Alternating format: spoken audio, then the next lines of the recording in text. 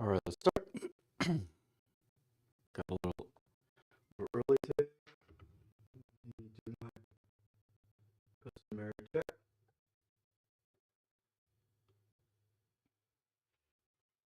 Mm-hmm. Okay. All right. What are we gonna do? Let's get started.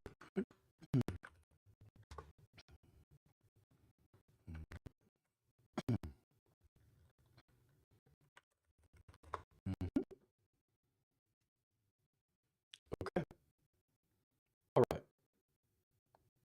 So let's do a quick overview and review and get back into it. Again, as usual, my intention is to meet kind of Zoom or Microsoft Teams professional standards, and not YouTube professional standards. So this is all I'm documenting every keystroke of this work. I don't prepare offline. I don't show up with something exciting prepared offline. These these streams capture every keystroke, every moment, every thought. And so we're building Chatfield. So we're on a kind of side quest here. Chatfield is forms through conversation. So you can ask, where are you going for your holiday? And this might be two text inputs in a traditional form, and here they're conversational. And so with Chatfield, you can validate, you can use the AI to validate, and you can use the AI to then convert valid data. For example, if the user says my budget is 5K, then that would expand to the integer 5,000, for example. That's Chatfield. So I'm loving it. We did a ton of work on prompting, and oh, in fact, I have a draft. I wanted to write a little blog post or something and put it on LinkedIn or something like that about everything I learned or all of the opinions I have from running these evaluations. Uh, so I'm looking forward to that, but I won't do that now. I don't think I'll compose a blog post here on the video. That's a little silly, but let's get into it. So where we were was I want to follow through with this challenge I've got to myself and this philosophy I've got. I believe that AI tooling really should, if you're trying to, um, you know, like it's open source, but if you're trying to sell it to the marketplace, if you're trying to, persuade people to use it to obtain mind share, right? If not market share, to get users. I think like the only way to do it is with both Python and JavaScript, basically, as your language. I think that is the table stakes to building an SDK or to building a a useful tool for people. It's just true that there is a huge Python, community, and yeah, they may build web interfaces, like this, but the machine learning, the AI part, is happening in the Python world, and it is also true that people are doing the same on TypeScript. You can do all of this AI and querying, and in fact, the streaming of Node.js is very good for this, and so forth. Or the asynchronous stuff from Node.js. So it's just the case that both languages are huge and require support, in my opinion. Furthermore, if I switch to this beige window is my Claude Code interaction. We've got tools that can do this for us, and so I think that's why we've got to do this. Now, in my case, if we're going TypeScript, I also want to support both execution on the server side and execution on the browser side. A little early today. Okay, so that's where I am now. It's getting this browser build really, really good. Um, we got into it. Uh, there are security implications with running LangGraph, this LangGraph on the browser. And there are just flat out kind of difficulties bundling it and getting it working, at least so far, what I found. And my own kind of situation is I'm a generalist typically. I know enough to, I know sort of a little bit about many frameworks or platforms or languages or whatever. So I'm kind of rusty in Rollup. I've used a lot of Webpack and other tools. Browserify, I used lots of Browserify long ago. It's still alive. Yeah, Browserify is awesome. Um, I don't know if it's still maintained. I met the original developer of the inventor of Browserify back in my Node.js days, and total genius. I loved him. I don't know what he's up to. Ooh, where could I find the page next? So if there are, oh, it's going from commits. It's definitely handed off. Renee, Sung Hero. Although I'm not using Browserify today.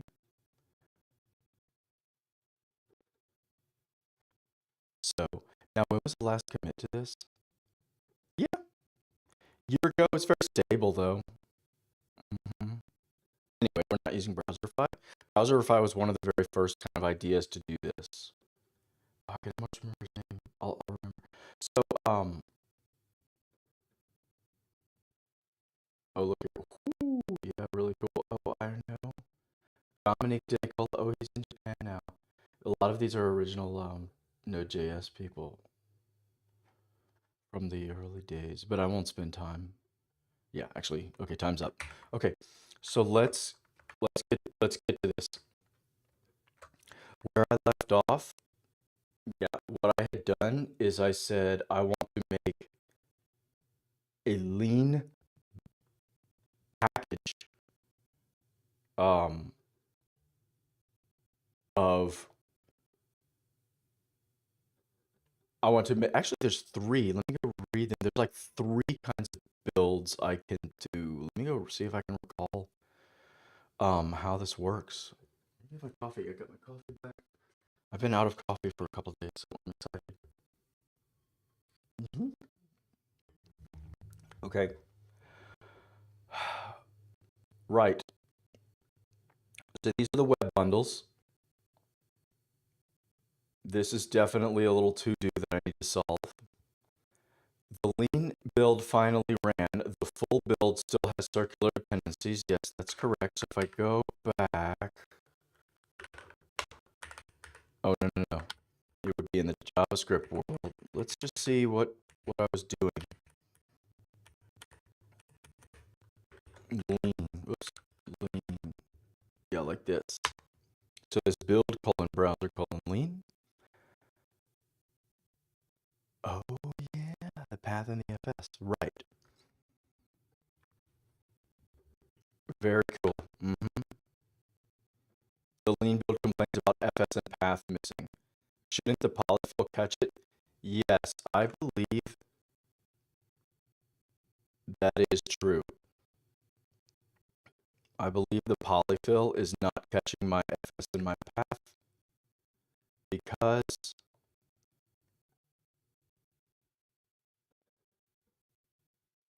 the I believe that's happening. Why was it happening? It was happening earlier today. Wait, what's going on here? Oh dear. Yeah, I gotta do major. Make a GitHub issue real quick. Yeah. Create a GitHub issue. Check, check all warnings and deprecation.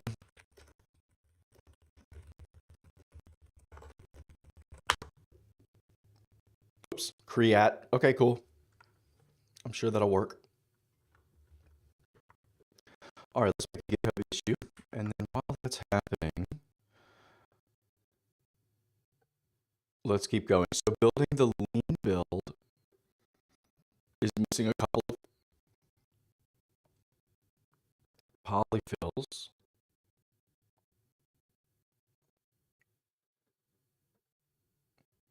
I wish you could tell me. Oh, look, let's click here and read this. Treating module as an external dependency. Rollup will only resolve relative module IDs by default. This means an import statement won't result in moment being included in your bundle. Instead, it will be an external dependency that is required at runtime. If that's what you want, you can suppress this. Wait, what? What are we? Oh, troubleshooting. Avoiding eval. Oh, wow. Yikes. Uh-huh. Tree shaking's not working. I see. This is undefined. Oh, cool.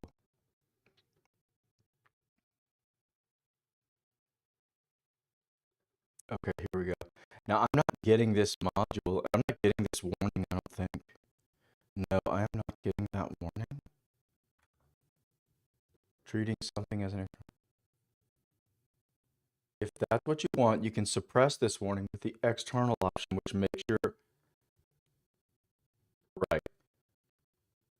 So let's go look for external definitions. I'm pretty sure there are many. So if we look in our, not our TS config, let's kind of clean some of this up. Light LLM config, no. Minimal HTML, maybe. Rollup.config, that's it. And then the TS config, yeah, that's fine. Okay, so let's look at this rollup config. What was that, external? Yeah, IT.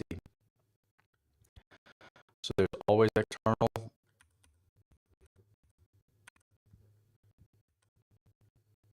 For lean, make everything from node modules external. So maybe that's bad. I wonder if I could print this out. If the ID, like, let's just do this console.log. Yeah, exactly. Let's just see if I can print that out.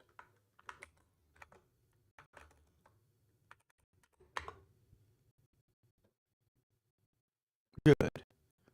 Ah, very interesting. This is cool. So maybe I could get a little bit more smart. Oh, this is nice. Maybe I could get a little bit more smart about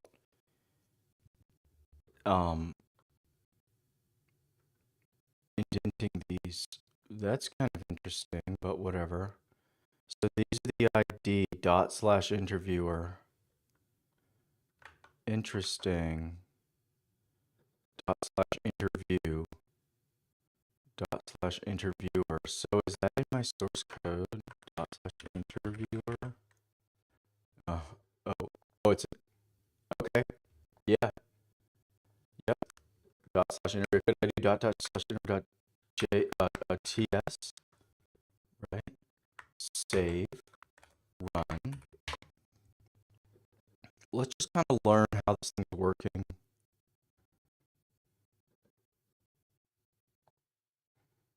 Cool. Okay. And this ID freak out? Interview.ts. Wonderful. Okay. So that works close enough. That worked well enough. So what that means is this function here is filtering. Now, I don't know if this function filtering is the answer, but we can move forward here. That's what I was saying yesterday. When you're blocked on a tough problem like circular dependencies in your compile process, some of these really tricky or tedious errors, you must. I would say two things. I have two kind of lifelong philosophies. You're always trying to cut the problem smaller. You're always trying to make the problem smaller. Find the individual character, find the byte in memory, whatever, that's causing your problem. So that's why yesterday I said, well, let's get these separate builds going. And I didn't have the answer. I didn't know. I still don't. But I'm basically happy. This feels like troubleshooting build stuff to me. So it's still unclear to me, are all of these LangChain packages like super well behaved or these others or what? So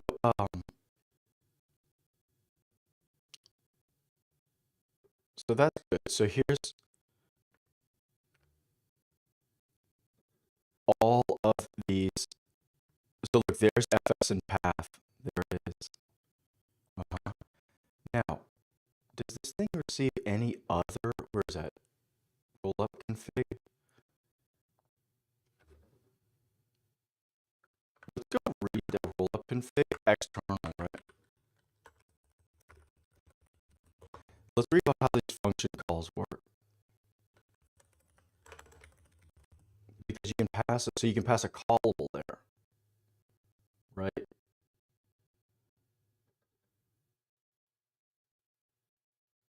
Dash E external. Either a function that takes an ID and returns true or false, whether it's external, oh, okay, or an array of module IDs, okay. The name of an external dependency exactly the way it is written. Oh wait, the matched ID should either be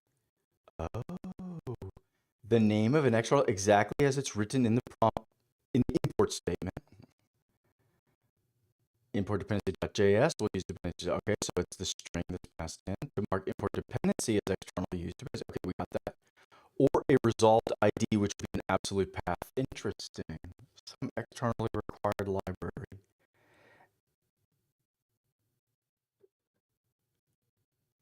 Interesting. File URL to path. Oh, okay. Whoa. Oh, I see how that's working. So they're making it weird. A URL to get the relative. I guess they want the relative reference here. And then they're making it a full path. Oh, and look, /node modules is external. Interesting. If you want to filter out package imports via a node module's regular expression, you need something like plugin node resolve. Ooh, interesting. Let's go read that. Do I have that already? Plugin. Oh, I do have it. Resolve. Oh, we do have it already. Okay, this is this resolve plugin. Okay, interesting. So these could be used.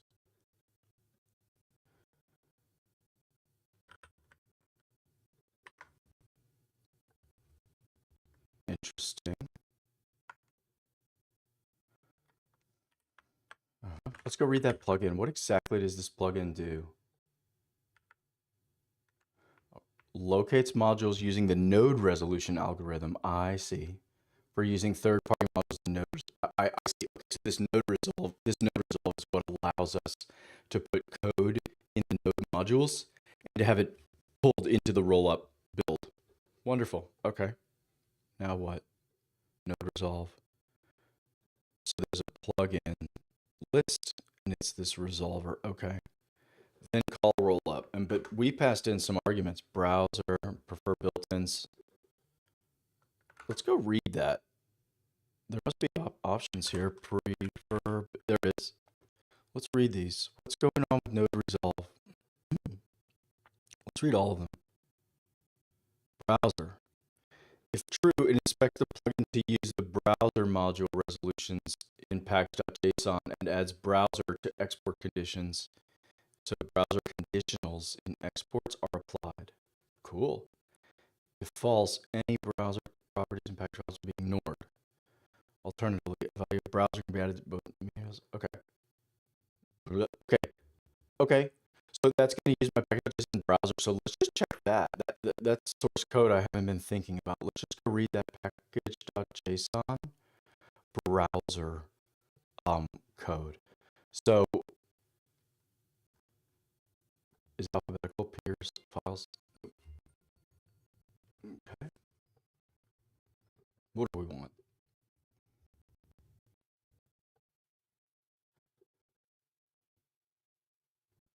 There.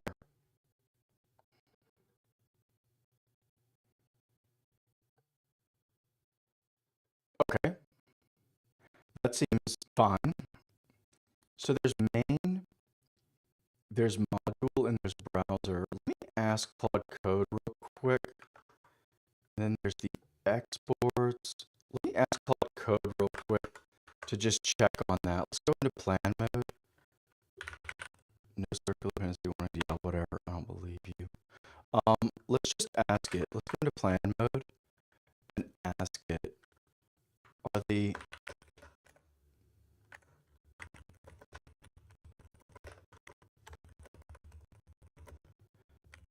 in TypeScript?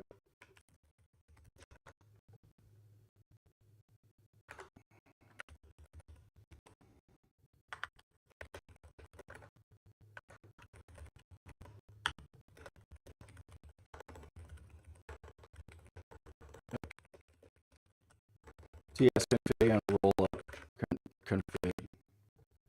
In the TS code. So let's just ask it to refresh my memory here. Oh, I think it was also, I've been thinking, I think people were asking me, occasionally people log in and they ask about getting started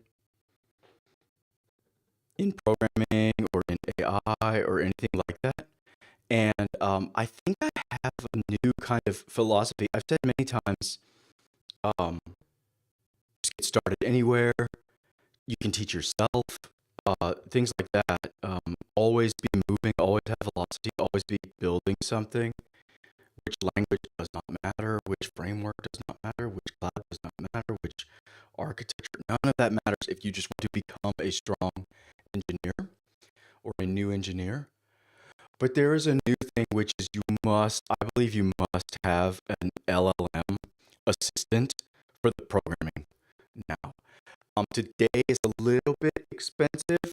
I'm definitely into the philosophy of free software, meaning not about the price point, but that all humans should be able to learn or modify or make or change or share software with, like just the minimal kind of hardware costs to get into that, but no licensing costs if you don't want to, you shouldn't have to. And I believe these LLMs is now just you must have it to write code. It's like having an IDE or autocomplete in this IDE, or it's even more than that. And I believe these LLMs will run on our own computers very soon with a good open source model. I do not believe that the LLM 10 years from now will be like 10 or 100 times better than this. I think we will hit diminishing returns, or I think there will be a minimum, entry cost.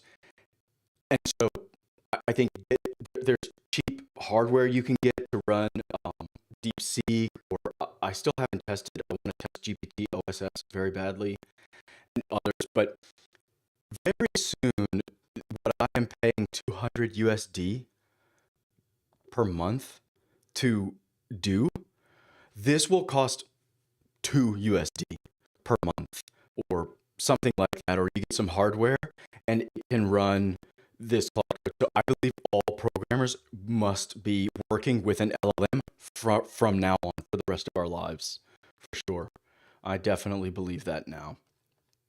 And I believe the cost will become like computer hardware, not free, but commodity cost. I believe all of that will happen. So I now think that all programmers should just begin, using a tool with an LLM.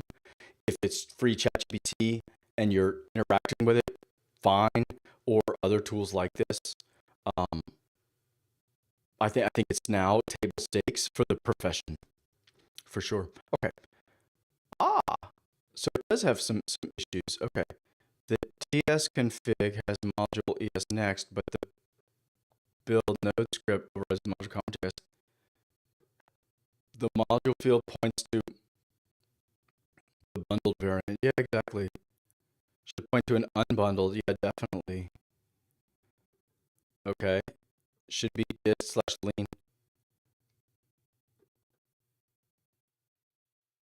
/dis/lean is also unbundled. Okay, so this is kind of a bad plan.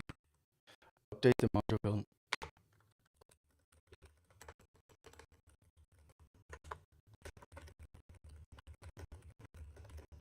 An unbundled variant is dis/lean. Would it point to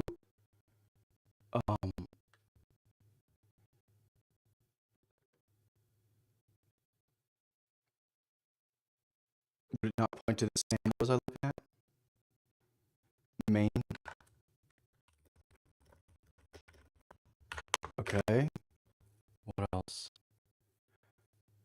Okay, so what's going wrong with exports? Exports uses bundled as default. Should probably use lean for better tree shaping, or make bundled opt-in via explicit path.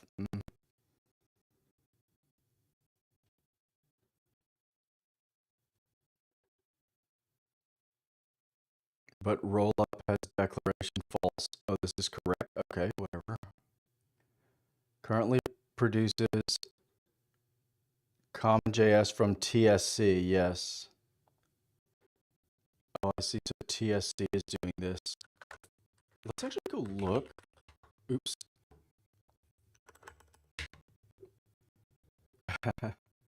Nope. I'm in Texas now. If I were in New York, I don't think I would get Tractor Supply. Okay. Here we are. We'll compile. Let me actually ask. I think maybe what I'll do is ask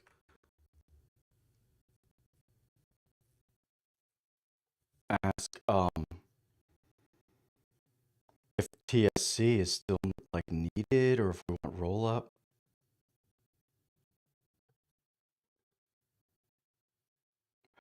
Or could we do TSC and then rollup? Okay. So let me just ask that question. Relationship, like overlap, like was it spheres of influence of TSC versus rollup? Could TSC build a? Let me just ask that. Let's just do that.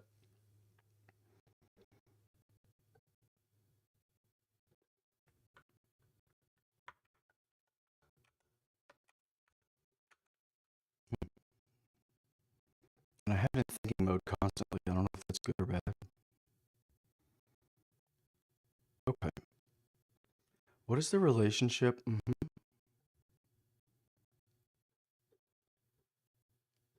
Great questions. Let's get some coffee and go.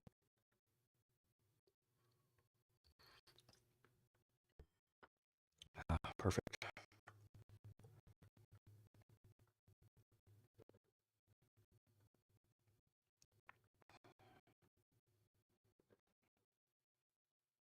Maybe I'll write that blog post like maybe I'll write that blog post in a like wiki page. Let me see if I can ask Claude Code to get it started. Okay, what are we doing? Word count? Oh my god. Yeah, we made an issue. Let me actually do this. Let me do this. So, oh. That's not gonna work.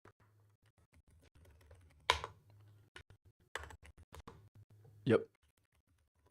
So this is my other user account on this computer. And that's the blog. My alarm's just constantly going off. Okay. That's that blog post. So let's just do this.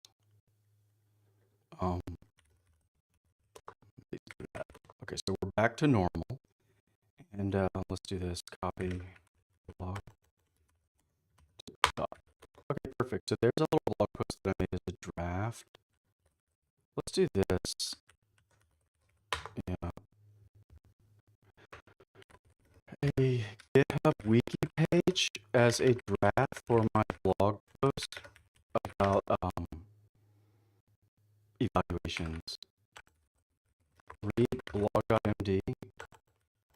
Blah, my finger muscle memory is Azure.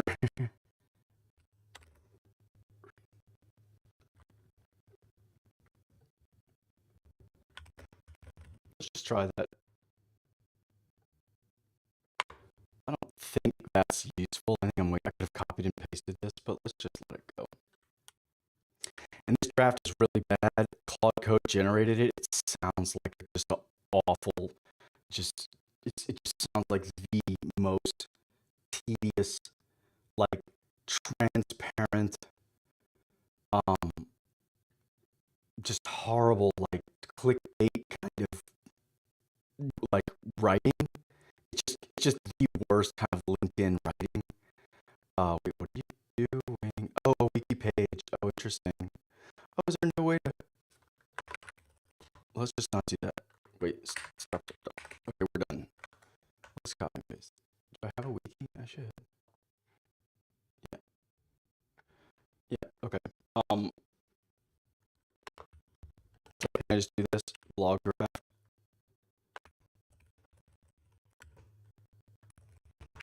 Is that how that works? I don't even remember. See? Click. Yay. So can I just copy that and paste it? Yeah, this is way too verbose, but that's okay. It's got all my basic notes in there.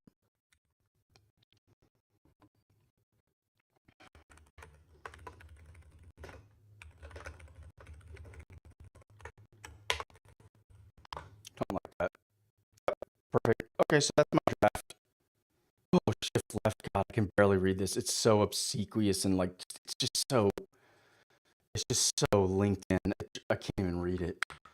I told it to help me draft a LinkedIn post, and it just drafted like all this. Where is it? As soon as I read the first, most teams write code first, then test. We flipped this. I wanna look away. I don't like that, but I'll rewrite it. It's gonna be great. It's gonna be short, honest. You know, I like it. Like that's something cool that I did offline. So let's get back. Let's get back. So I asked it about TSC, right? Question 1 is lean. Wait, what? More questions. If the module field must point to an unbundled variant, would it point? Okay. Okay. It's unbundled. It contains only your Chatfield code compiled to ESM. All dependencies remain as import statements. Oh. The consuming app slash bundler must provide, yeah, LangChain, LangGraph, LangChain, Zod, yeah. I see. So bundled does not mean ESM. Okay. Should module point to the same? No. Okay, so main is for CommonJS, for Node.js require. Got it. And module is for ESM entry. Okay, good. So this is ESM entry. Wonderful. For ES6 import. Good. Okay.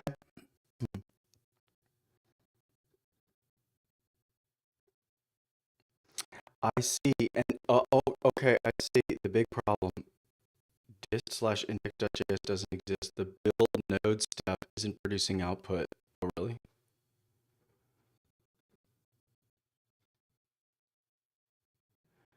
Okay, question 2. TSC versus Rollup. So TSC is the TypeScript compiler. Straightforward TypeScript to Java. Compiles TS to JS 1-to-1. Generates .d.ts types. Keeps imports as is, no bundling. Okay. No tree shaking, no bundling. Wonderful. Should produce blah.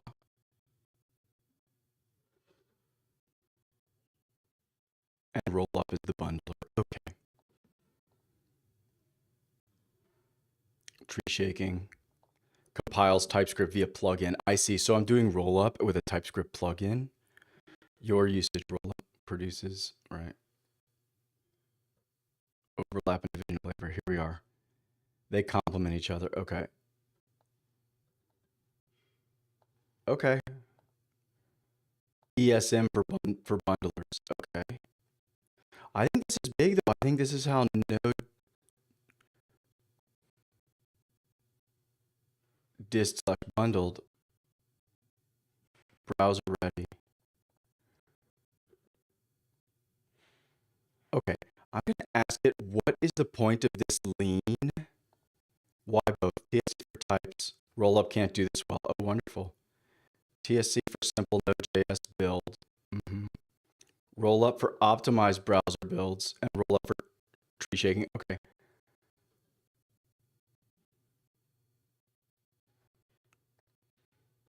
Okay, your build colon node stuff is failing. Let's just try that. npm build node.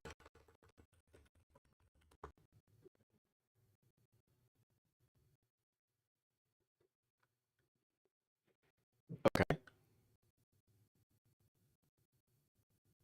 Ah, yes. Now it's doing dev dash module. Option bundler can only be used when module is set to preserve or ES 2015 or later. Option bundler. Okay.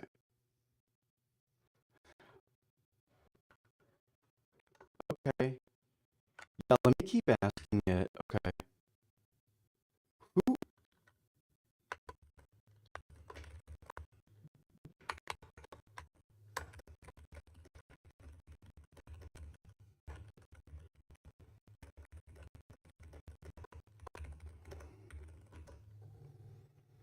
If they do an ES import rather than a CommonJS require, which code would be pulled? Good, this is good.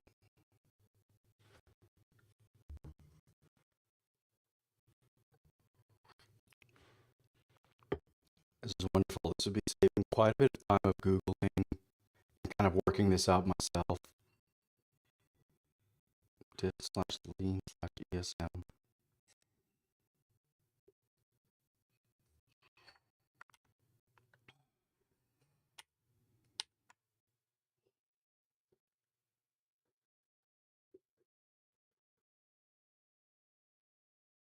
Okay.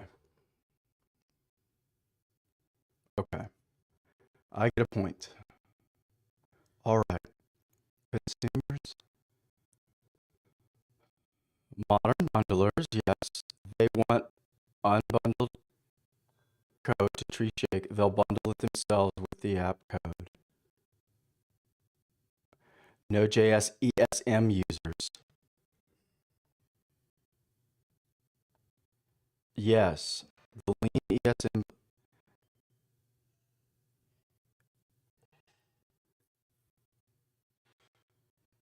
Any ES module environment with a package manager. Yeah.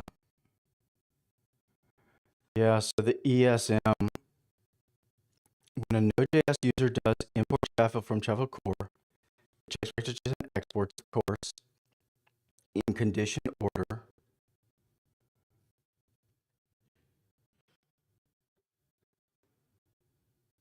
Node.js with import is going to get this bundled one.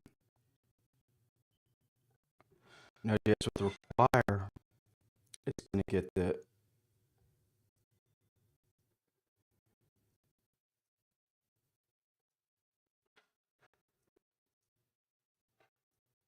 CommonJS one.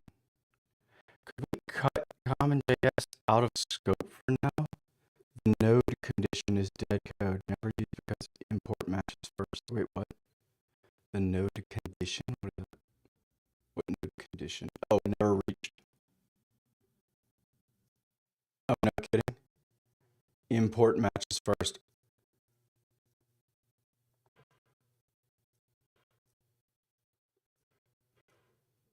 Okay. There's the types, and then this is the default. Okay. Node.js ESM users get the bloated bundle.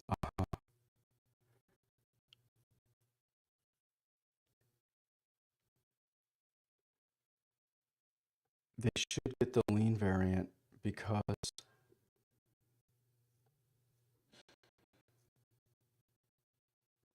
okay, but the config should be option 1 lean for everyone, right?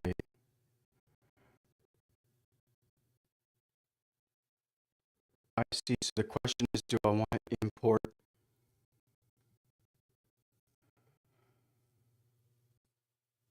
Okay, I think I have one more question, which is, oh, look, separate browser versus Node. This is interesting. Dot. So Node. Yes, exactly.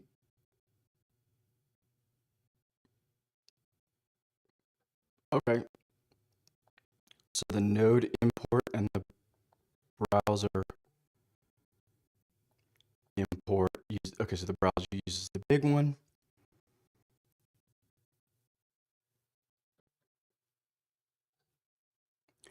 Oh, I think I know what I want here. Yeah, I think I know what I want here.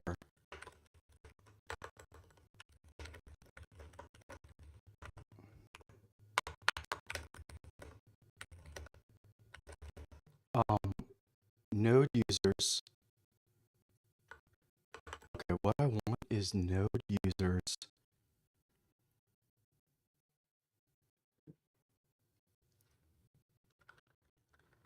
Of course, um,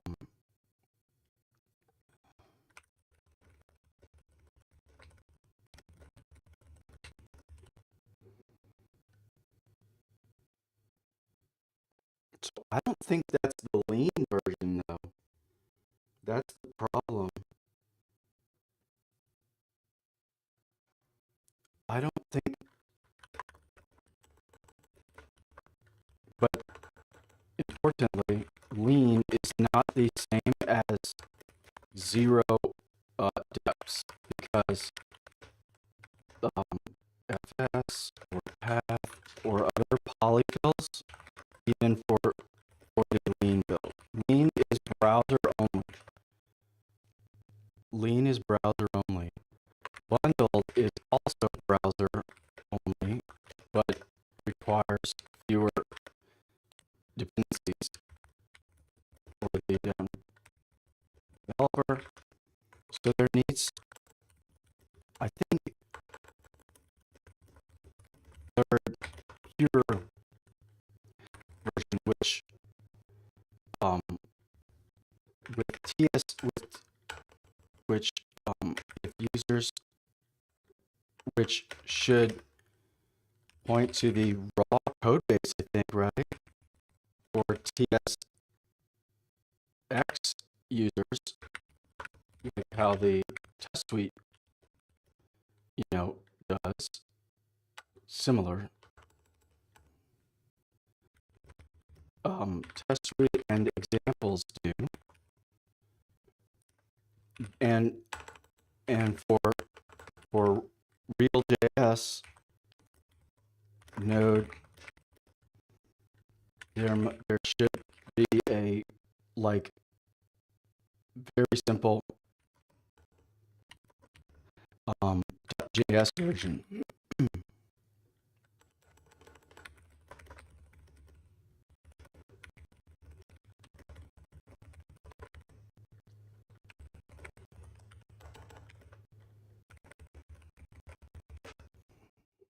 It's for browser only. It's for browser only, or perhaps just trivial polish the top. Perhaps if it does a node target, DSX target, just trivial polish the top of the. Let's just try that. Let's see.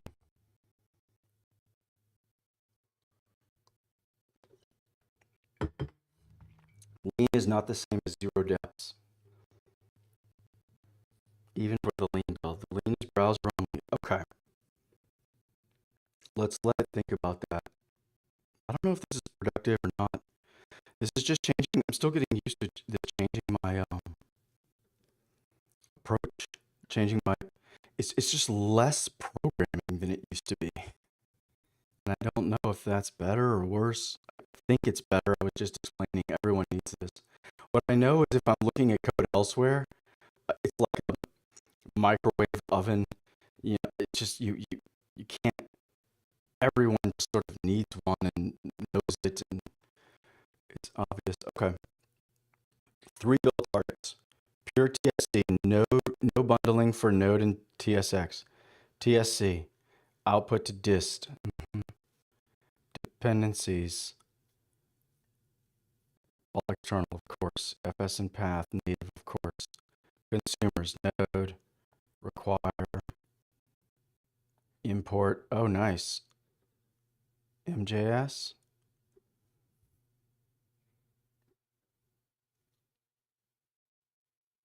Cool. We could try that. Yeah, we could try that.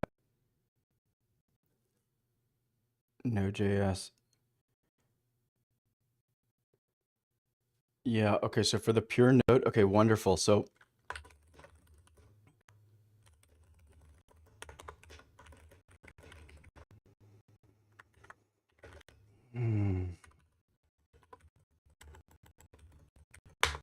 whoops. Yeah, let's make this dist super. Let's make this dist have no files in it.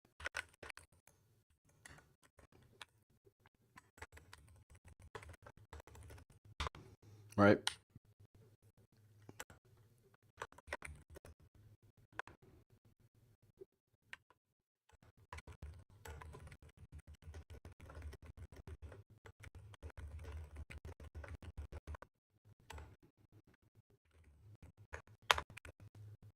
So then, perhaps, so the node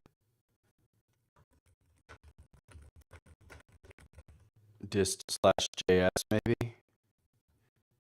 What was that? Dist slash index.js. Yeah, dist slash JS. Okay.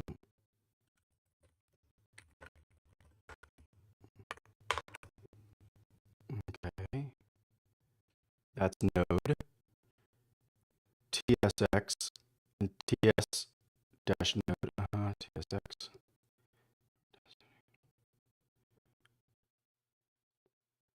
Let's just keep that. I'm not going to worry too much about. I think TSX is fine. So lean browser rollup. Okay, tools. Slash lean slash ESM slash index. Right.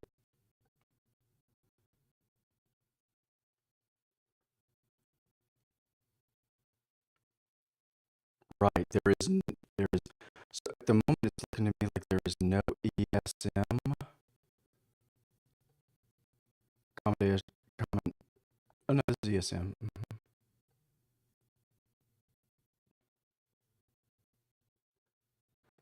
Okay.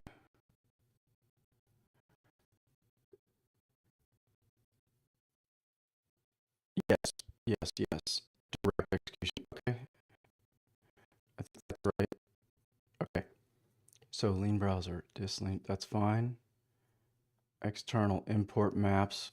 Dependencies are external import maps or users bundler. Yes.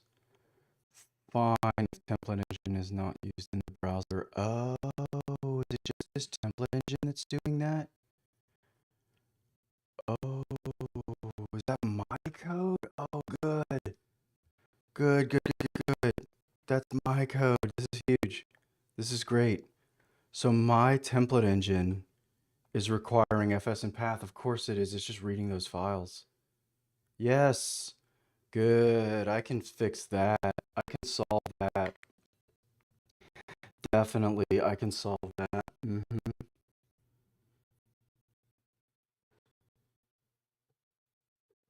Yeah, these need to be bundled in for sure. And then what is path? Yeah. Yeah, underscore dir name, all this stuff. Okay.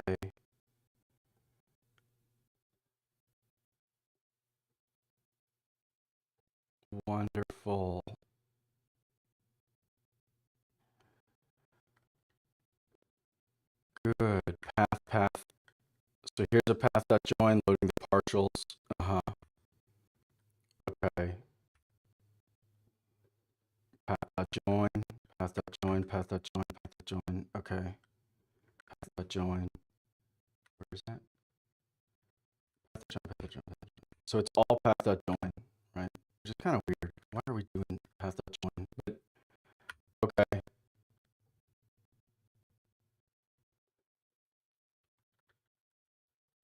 Path.join. Why is it? I mean, who cares? Okay. Do I just want to solve this right now? So if I say, let's not import path, and then I'll just do a temporary function here, right? Or could I do this? Const path equals, can I do this? And then, yes, exactly. Yeah, exactly. Yeah, totally. That's it. Yeah, so now we have a little makeshift path of join, right? It brings in arguments. Yes, perfect. Yeah. So that's paths. And what about FS? FS dot. So FS dot read your sync. Yeah, load partials, and then load template. Okay, so load partials and load template. So exists sync. Let's go back to my code here. Yeah, exactly. Yeah, exactly. Let's see about that. I kind of want to make it throw an exception though.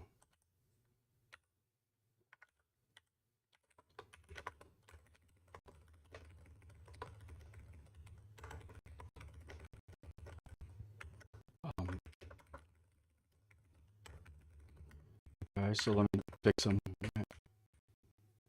Thank you. Thank you. Thank you. Perfect.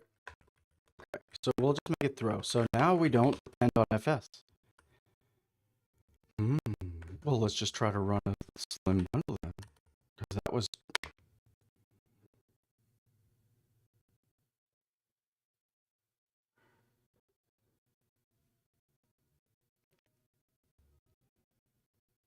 Okay, template engine line 290.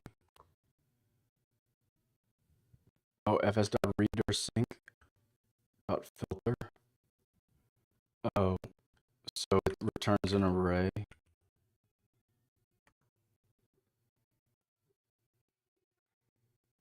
Property filters does not exist on type never. Oh, okay. Oh, reader sync, it returns never. I see. Let's just do this, huh? Let's just do that. Read file sync. Try that. Parameter file implicitly has any type, whatever. Ends with does not exist on type never. Yeah, there is filter.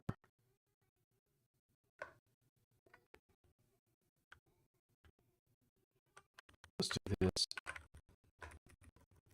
Like that. Let's not throw. Return false. Yeah, let's just try that. So this shouldn't throw anymore.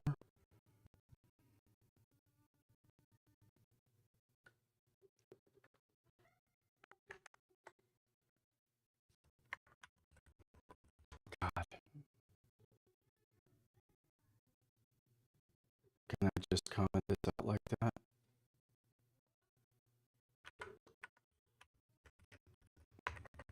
Let's just do that. I just want building up and running. It can, like, failing to run in runtime is perfectly fine for now. Property replace does not exist on type never. Right. Oh my God.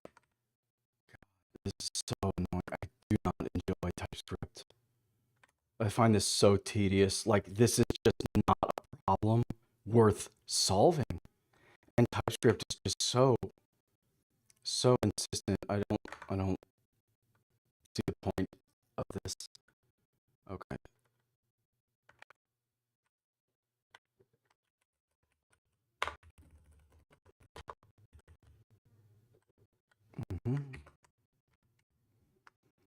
But it does return, right?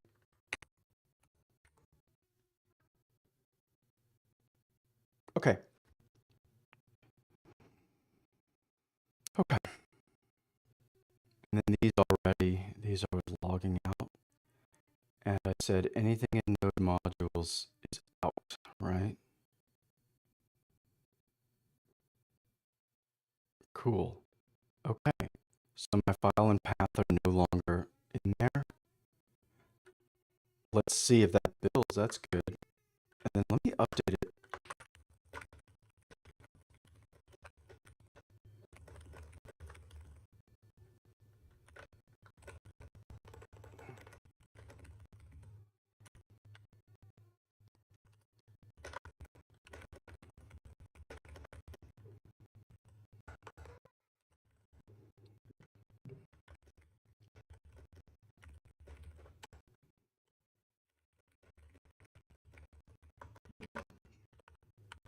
Okay. So that is all for now. Okay, let's do that. So, all right, let's keep going. What are we doing? The key question, should template engine work in browsers? Yes, definitely. This won't work in browsers.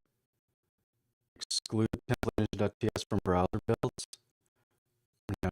Browsers must use inline templates. Yeah, totally. Make it browser compatible. Bundle templates as JavaScript strings. Yeah, for sure. Or use fetch to load templates in browsers. Current rollup config marks. Right. Okay.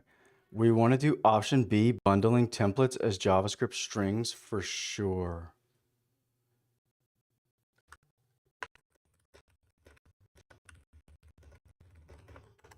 Strings? Yes. A like helper function, you know, get template or get template partial. And on Node, it reads files, but in the bundle, those return strings having the file content, which was incorporated at build time. Right? That's exactly what I want. So let's see if we can expand the scope and get that in here. I don't know if that's good or bad. Actually, okay.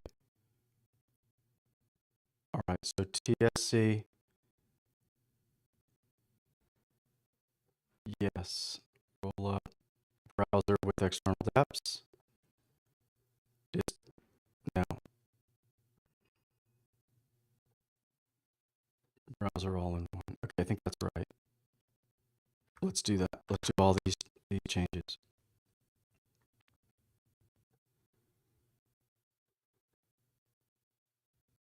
So this should be helpful. This is going to clarify for me, you know, what's going on. I don't like all these massive files here like this.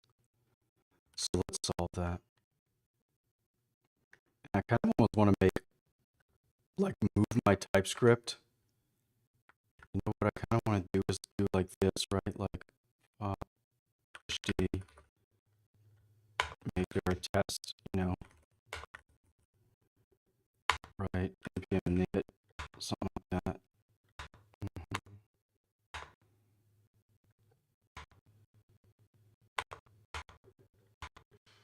Whatever. New test. What was that? Oh. Index.js, index.ts. Say .ts. So console.log. Right. Okay. So tsc, tsx, index. Right.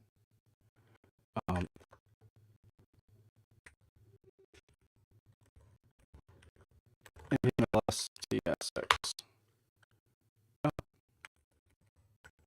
that's not gonna work. Oh, that's why. Okay.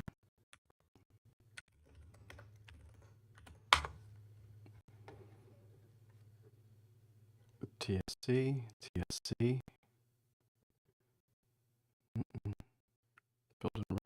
npx tsc.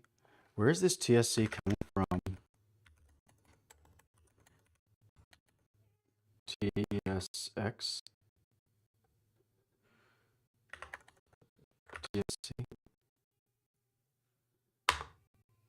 TypeScript. Yeah.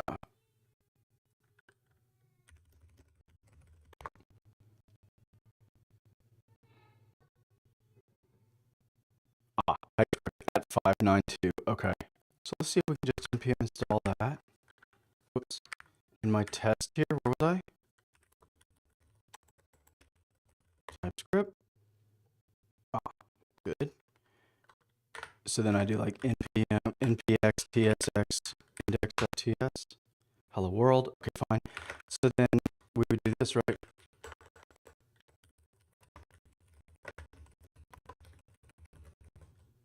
Like that, right? So that's not going to work yet. Oh, it did. Is that because I have npm? Actually, that's so weird. I wasn't expecting that to work. Let's do that. Aha. Oh, okay. Good. That's what I was expecting. Oh, wow. So if you don't reference it, it doesn't run. Is that the point?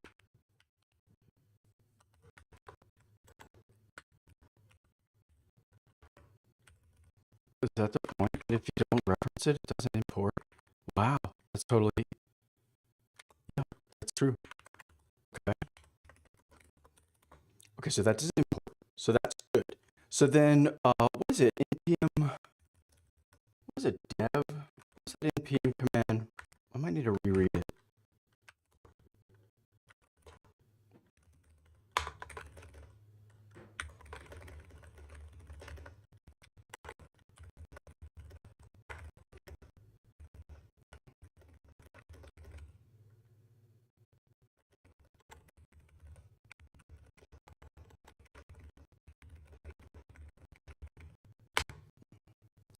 npm link. It's npm link. I'm almost certain.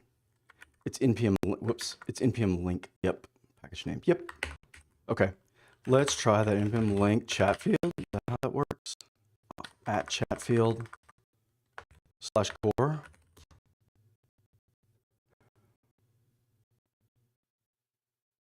Yes. Oh.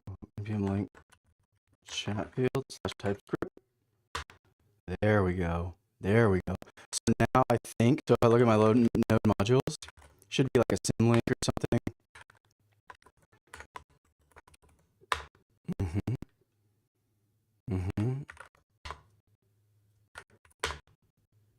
And there's a package.json, so that should work. So now if I run it, it should run out. Cannot find module. Okay. Node modules, Chatfield core. Ah. Okay. Good. So that's a real bug. It's either not been built. No, in TSC,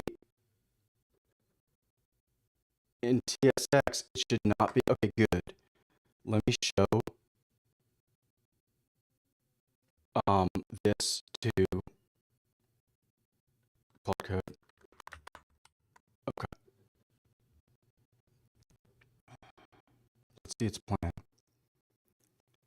Dist node index.js for common.js, index.js for ESM, and types, and all source files one-to-one compiled.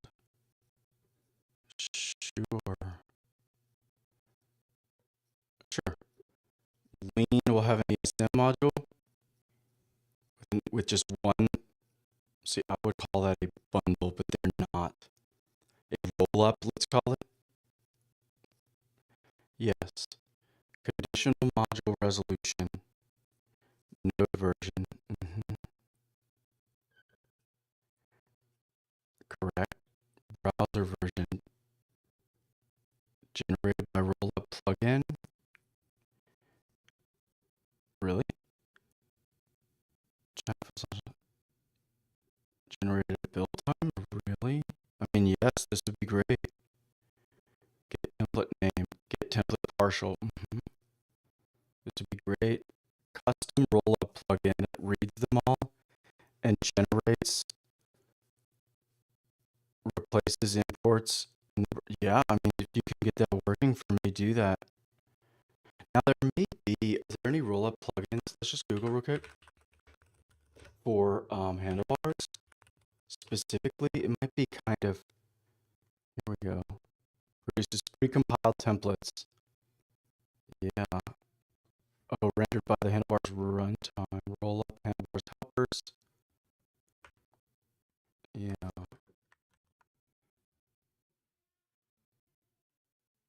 Rollup plugin to precompile and resolve handlebars templates. Okay. Partial roots.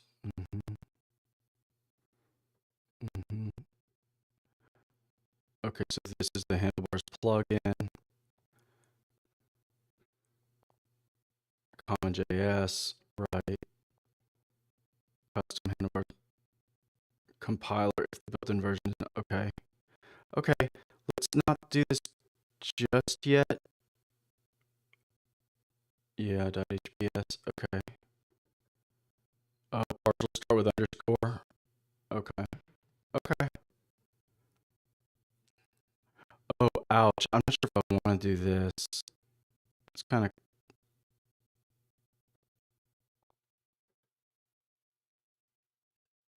Oh, there you go. That's crazy.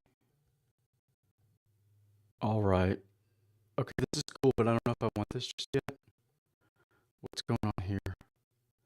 Here's the handlebars. Yep. Helper. Handlebars helper. Yeah, I know there's a helper. I'm trying to use Rollup handlebars. Simple helper. Okay. Okay. Okay. I'm going to simplify. I'm not going to do all this handlebar stuff. I'm going to keep it at file, like file level, because reading text from files is going to be easy to control. All right. So I definitely like that if that can work. Import get template partial. Are these options or are these steps? Template solution, the node version, the browser version, Rollup plugin to generate the browser version. Yes. All right, do it.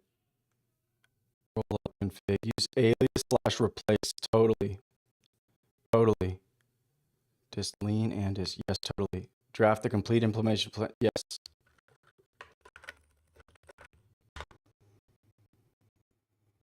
All right, let's finally get going.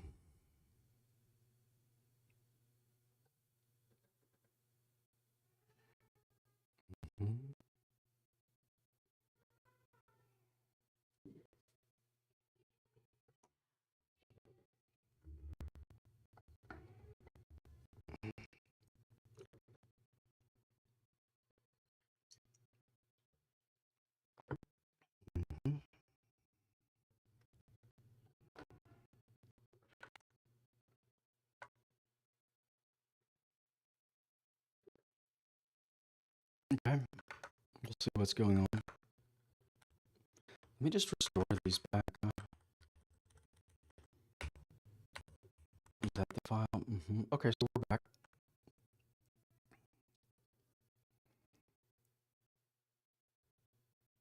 Okay. Shoo, big plan. All right. Create 3 distinct build outputs with proper template on. Okay, proper template bundling. Chatfield template.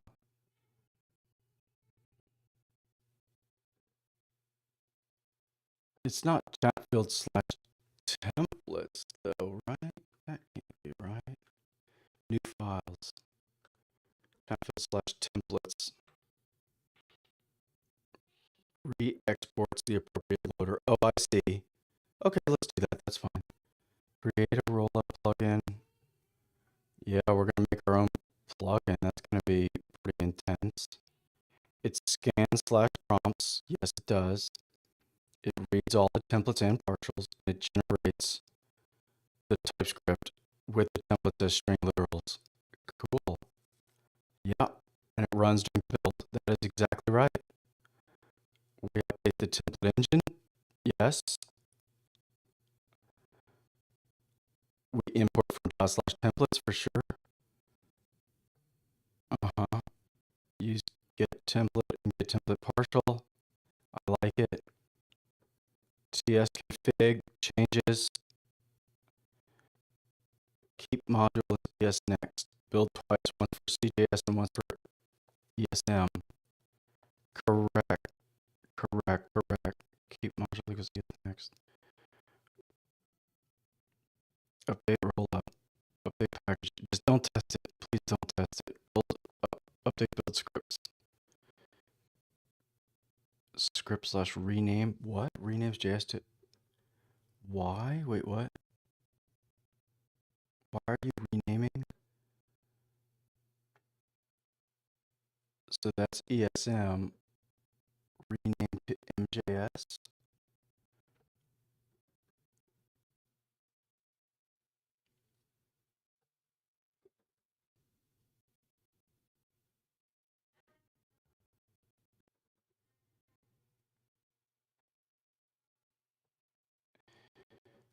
You know, is it necessary to rename?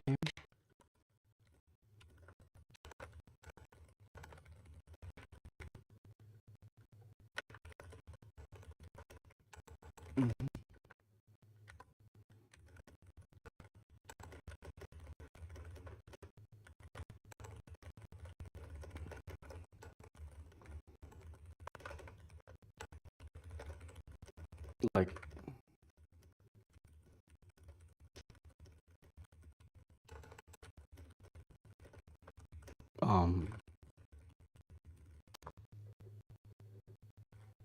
pretty good. Let's see if we can not rename. Why are we renaming? Why do I have a custom? I don't know. You don't see this in mature projects. This is ridiculous. Also, why make it a JavaScript? Why not make it a shell script or whatever? But okay.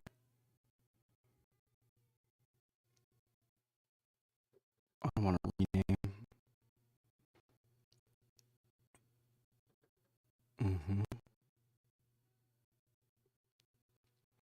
Can we just not rename? No renaming needed. With the exports field and packaging, it just knows. Yeah, of course it does. Not the file extension. Yeah.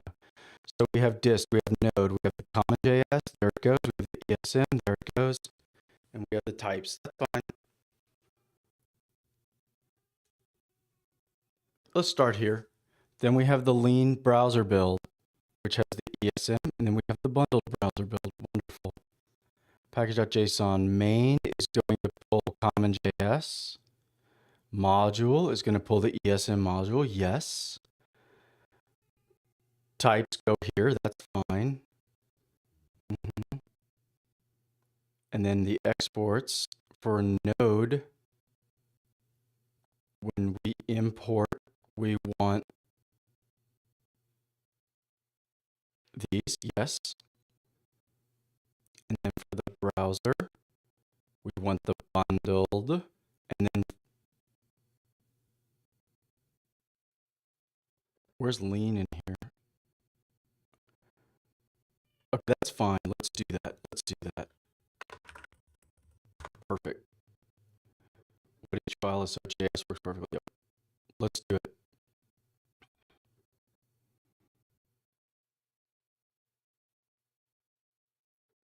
All right, big change. PD.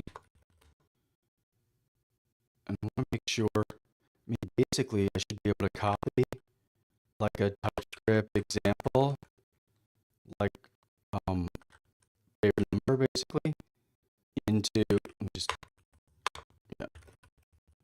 here, right? So favorite number.ts, npx, tsx, yeah, favorite number. And then this is all Chatfield.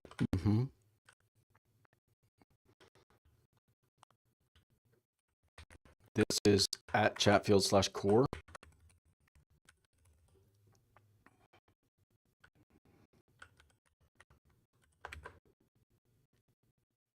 I think it's all in core like this. I think it's kind of like this. I think they're all exported from that core object like that, so that's fine.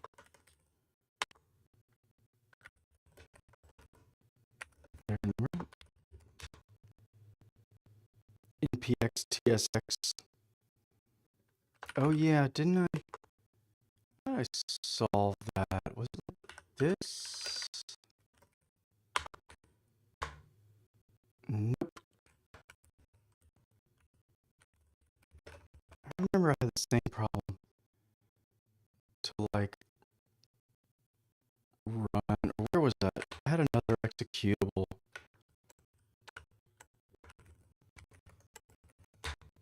System prompt. How does that work? There it is. Big S. Big S. Yes, split. I think it means split. Favorite number. Big S. Okay. Favorite number. Okay, good. Yeah, npmi.m.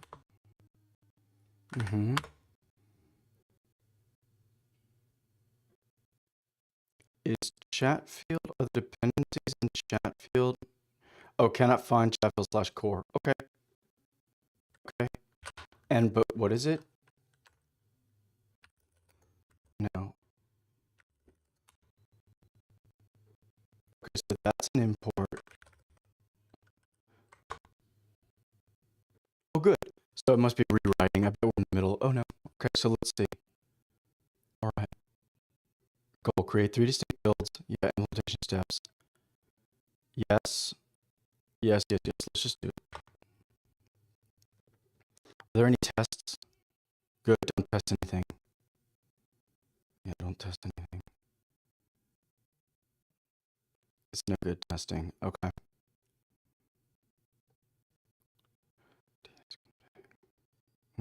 All right. Okay. Oh, I may not have a build. I may literally be missing that build.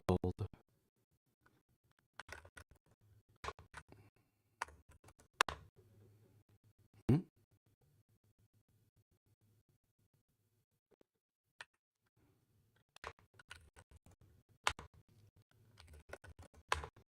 Hmm. I wonder if it got messed up.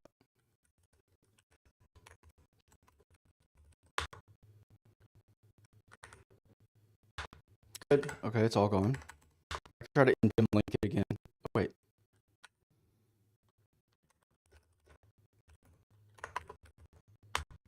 All right.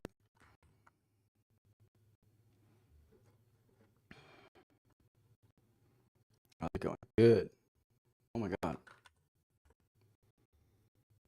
All right. We made our plugin. Okay, let's go see what else happened.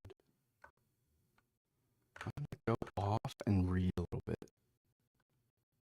Where's that? Okay. All right. Let's look at some changes. This block.md can go.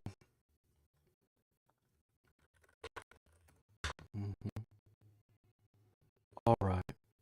What's changed? So this is a whole new plugin.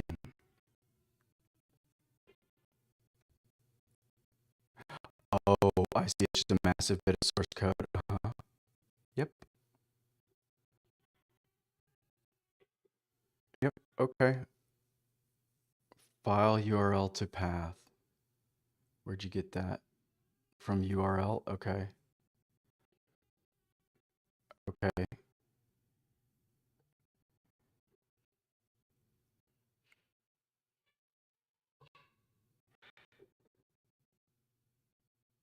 Yeah, this is good. Okay. Bundle templates.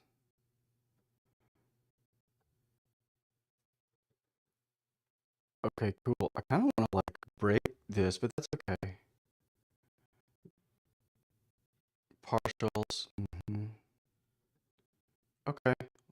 Okay, I'm gonna leave this. So this is this plugins, and then what is this config? There we go. So I made up my own. Oh, I got an alias. Okay. File URL to path. So this is also in the rollup config. Okay. What changed in the TS config? Ah, okay. Slash dist got removed. Did it get changed somewhere? Browser TS. Ah, we excluded out. I see what we're doing. This is getting nuanced. Okay. Ah, we're putting back in node module resolution. Okay, good. Interviewer changed. That's all fine.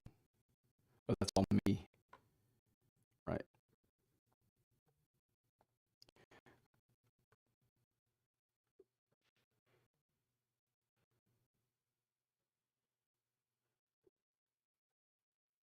Yes. Fine. Ah, template engine. Yes, definitely big changes to the template engine. Okay. I may try checking this template engine stuff first.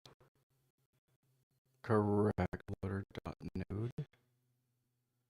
Get template, get list templates and list template partials. Get and list. Oh, I see. We don't need those, but that's, or maybe we do.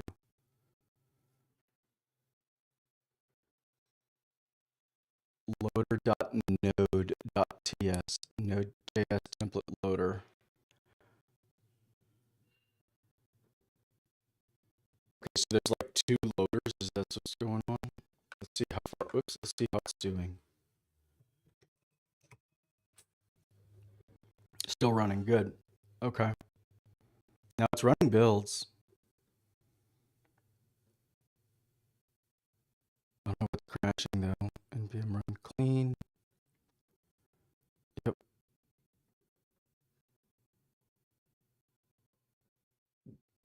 Plug in alias for sure. Yes. Good.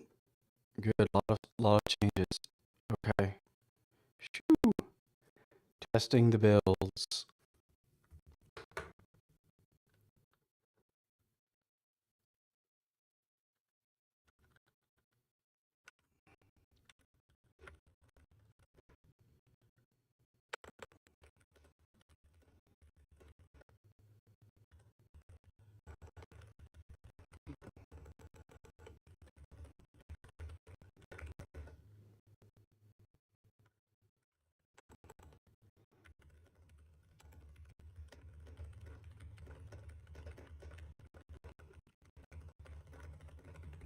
Okay.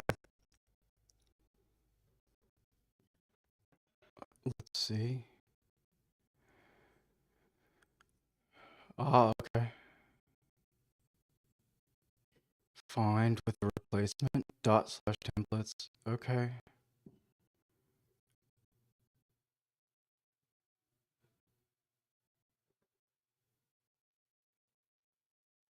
All right. Let's see it. This is good.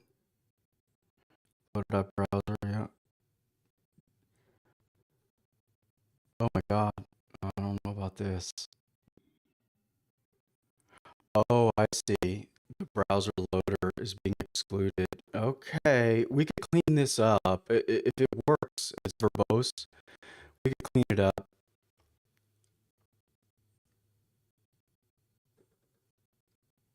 Okay. tsconfig.rollup. Okay, good. Whoa. TSC module. I see node 16. Module resolution. Wow. Okay. And that exclude got cut out. So is it going around in circles?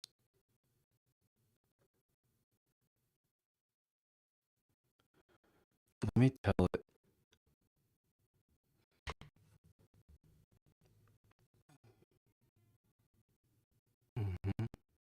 Let's see if it feels that the build is being stubborn.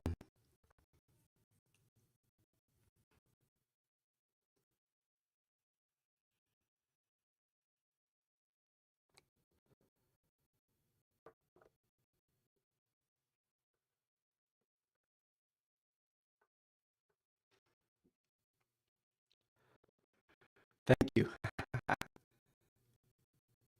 Perfect. The build's completed successfully. Clean up a few minor issues. Good.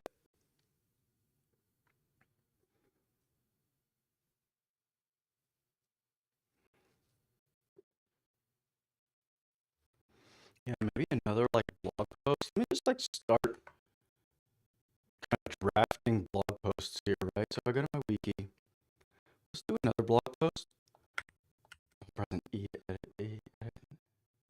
Something like this. Another draft about like mandatory LM/assistant.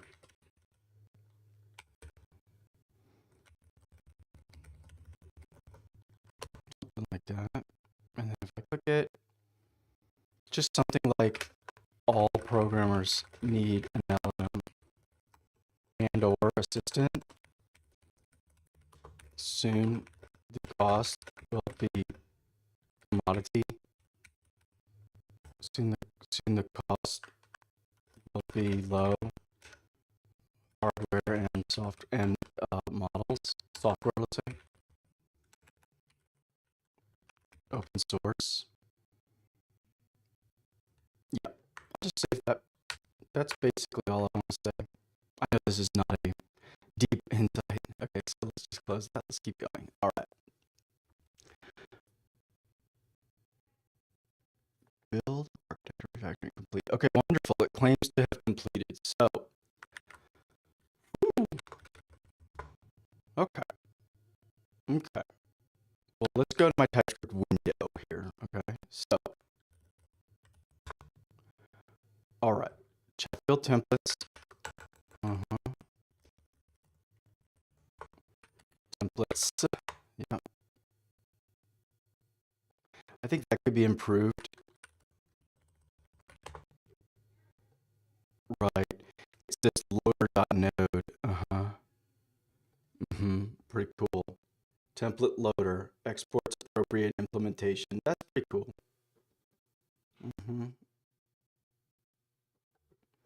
That's pretty cool. I kind of like that. Let's see how it's wired up. A bunch of stuff changed. Let's just get back into here. Okay, so package lock. What's going on here? Okay. Okay, I think I'm gonna take package lock and package.json now. Oh, actually no.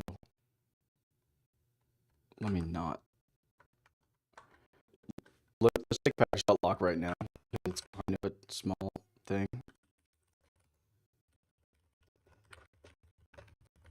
So it's only this Rollup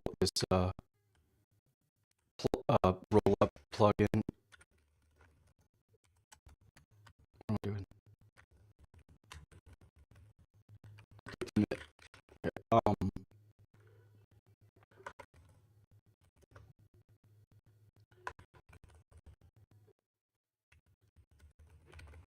is it like that?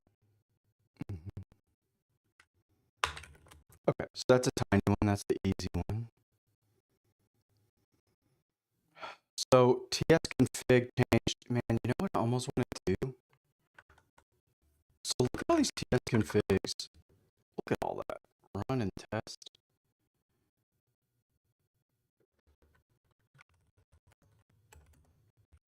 Does it import? No, it doesn't. Okay, I think this is great. I'm going to ask it to help me. I don't even know if these are being used. Oh, extends. Yes, it does. Yes, it totally does. Okay. Let's do this view tsconfig.star. So this is tsconfig.json. So this is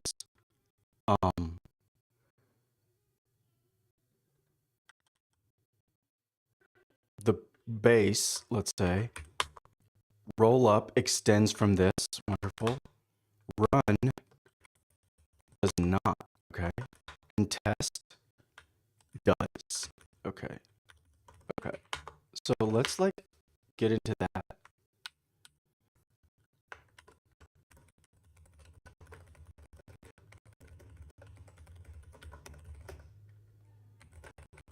I think tsconfig. Oh, wrong window.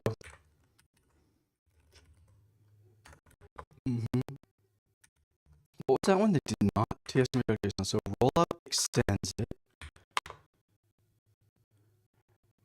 Run does not. Test does.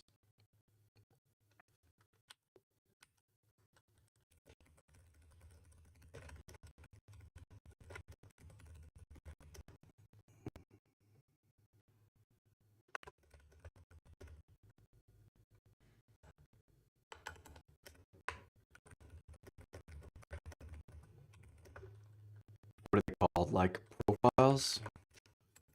Even used when I example run ts examples or and then also let me like turn it off thinking mode. I don't know. When I run example when I run ts examples or ts examples or what am I trying to say? The test suite, the npm test.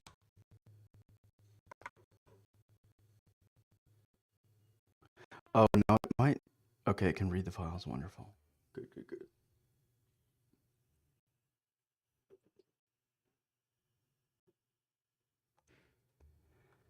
This is not quite as tedious and painful as I planned.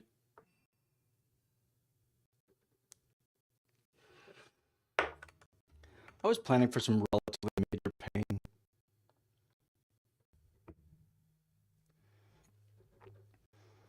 I was planning for, I don't know, bad problems. Now we still, I think we're not out of the woods because uh, I think the bundling, like all those circular dependencies, I don't think those are solved yet. However, like I said, always moving forward, always reducing the problem size, always cutting the problem in half, and like a good build system for all of the different languages and or, runtimes, and having that be solid is, I think, helpful. It's like it's ruling out. It's not directly solving this circular dependencies, but it's like tidying things up around the periphery. And sometimes that you can just get lucky and that can directly solve your problem and unblock you. But otherwise, you just work. It's if you have to do if you have to fix a machine and it's going to be difficult, maybe the first thing you want to do is like clean and tidy up your workshop and organize your workshop so you're ready to fix the machine, right? To correct the machine. I think it's similar. Okay, what are we doing? What? Minimal fix. Update dot run to extend. Right, but tell me. Oh, jest.config is using it. Aha, aha, aha. I found something else. I keep stuck with that.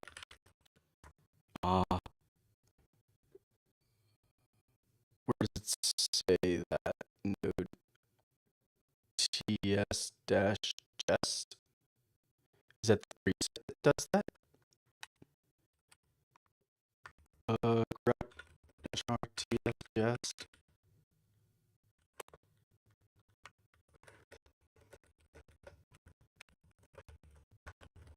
I do it this way, it's a little slow. Okay, fine.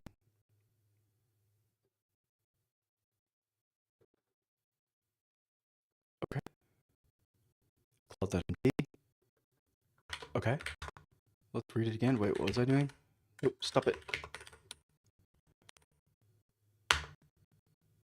Ts jest. Okay. Says run node.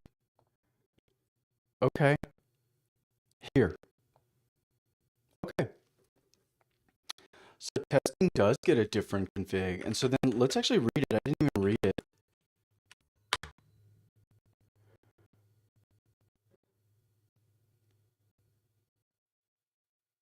Oh, node comma jest. Okay, interesting. There's the includes. That's interesting.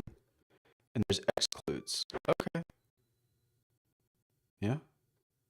So look at this source. That's changed now. Surely it would be Chatfield. Tests, examples, Chatfield. Surely. Okay.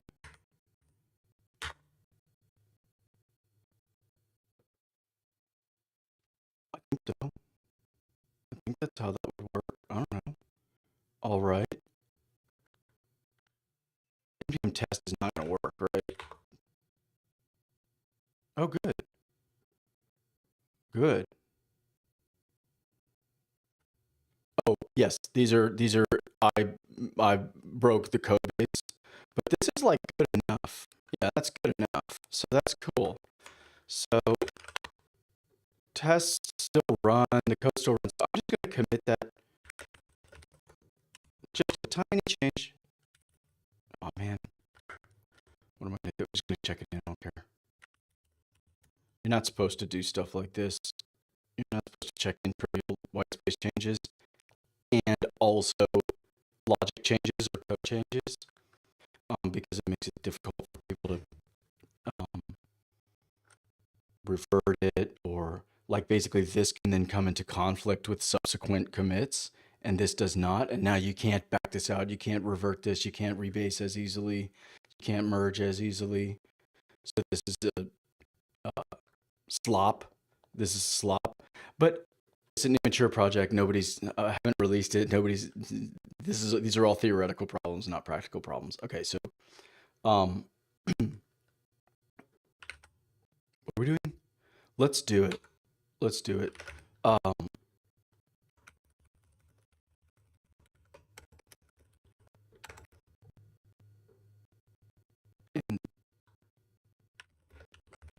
like that. Okay, so that's a good one. That's a simple one. So now we have a rollup config. That's really cool. I'm really happy with that. That makes sense. Let's go read it in the editor on Y. Let's go read it in here. Here. Okay.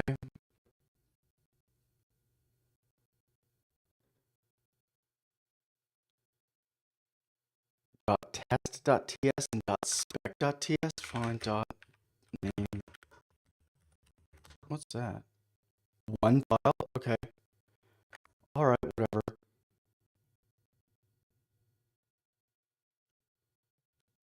Yeah. Chatfield integrations. Stop it. Okay, there's 3 files in there. That's fine. You can stay. And examples. Okay.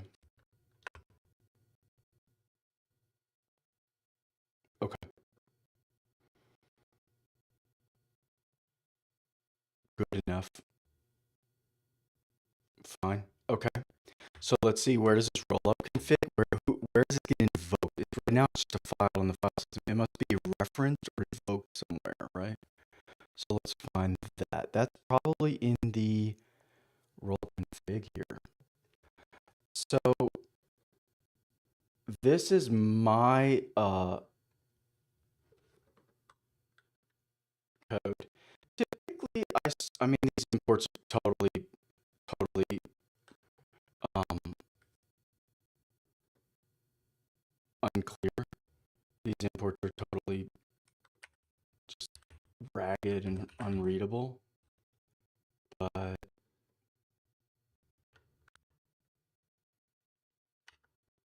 let's do that. So like my local imports, my like project local imports are a little bit separate. And we're not using cursor. Oh, it's referenced. Okay, it's commented out. Okay, fine. Okay. What's this file name stuff? What's going on with that?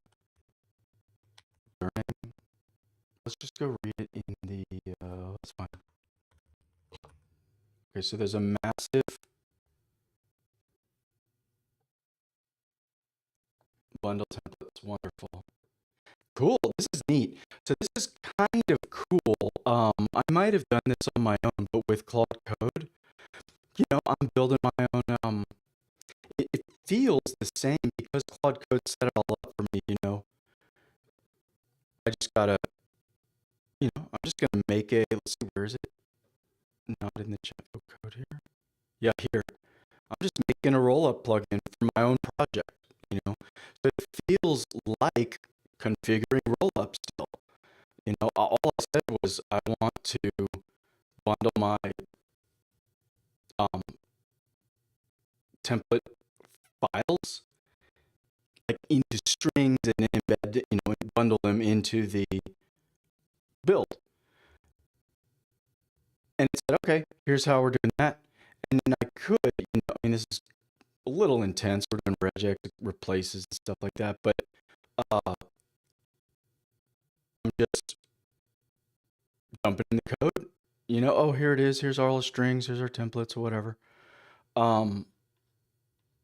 So that's kind of neat because typically learning plugins is getting into like advanced, usage of a tool or a framework or an SDK or whatever. So this is why I say all developers just need an LLM. It's kind of flattened that out, and now I can just, if this, like, assuming for the moment this is kind of wired up and working relatively correctly, it's a little bit verbose. I think 50 lines of code-ish. Let's call it 100, and then a bunch of templates. It's arguable that this is not super elegant, but it's not bad either. This is build time. You have a ton of strings with source code in them at build time. That's kind of fine. So, and this is definitely like the maturity step ladder, the maturity journey that I always talk about. This is a step forward on maturity.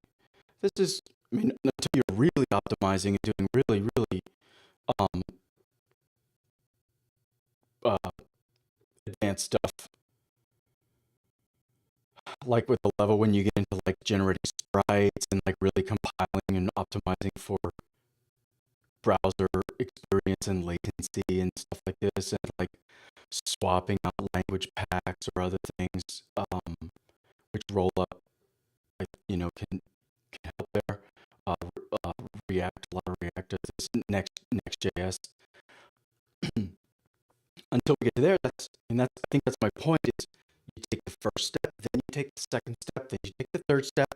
If you do them out of sequence, that's what makes it an anti-pattern, basically.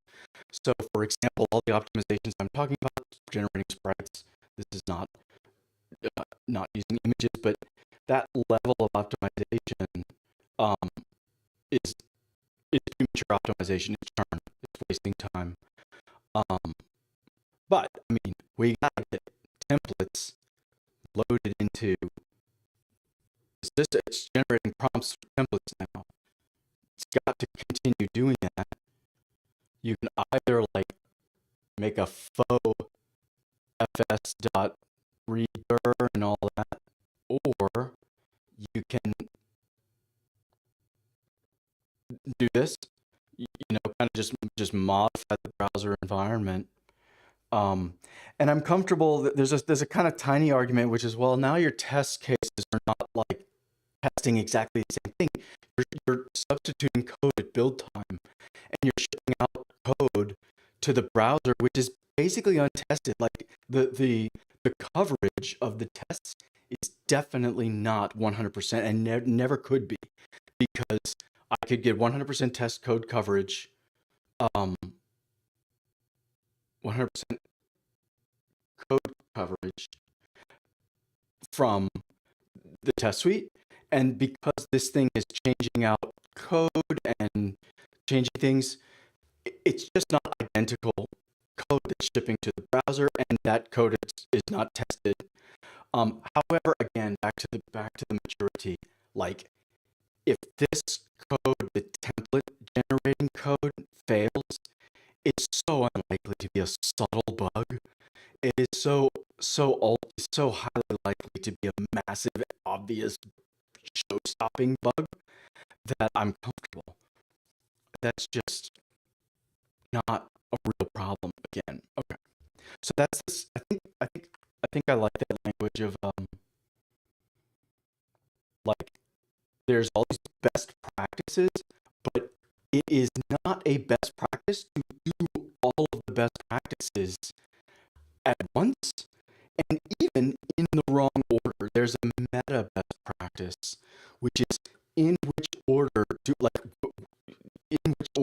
kind of do these best practices, and in other words, when else do we cut corners? And that's a super valuable I think like bit of judgment that programmers bring. And guess what? This thing does not have it whatsoever. It's brilliant. I love it. I've just been saying you must have one as a professional developer these days. Any tool, any LLM, something that can help you write code. But it just does not have that judgment and these things about patterns. I mean, you could prompt it in and do that, but it's not in it today, for sure. So that's a massive value that I think humans and programmers uh, do and will do for, I think, even the coming years, really. I mean, I don't know about decades or centuries, but years. Okay, let's get back to work. I think obviously I have coffee today. So, all right, I've been goofing off and kind of not being. So let's keep going. I'm just teaching myself the whole thing, everything that it did. And in fact, let's go both ways. Let me teach myself the code and let's just run stuff. Let's go both ways. What was I doing? So npm config ran. Let's run a build. Let's run another one of those builds. npm. Yeah, let's do a lean browser build. Yep. Okay, cool. Pretty neat. So that's the lean browser. Okay. Okay. I like that. I like that. Okay. Wow. Okay. Now, this may not be, I don't think it's been minified. So it should be slightly readable. Yeah, it should be mostly readable.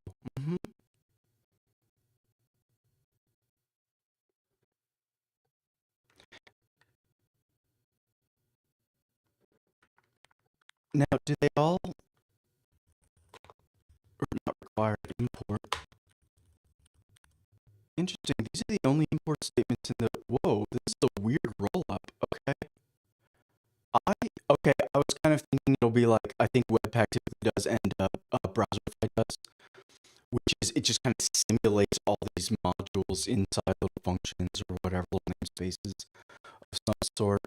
And in that way, all it requires an import can still execute and conditionals can still work correctly. Okay.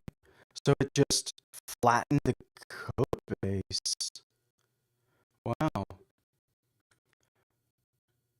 So then like interviewer.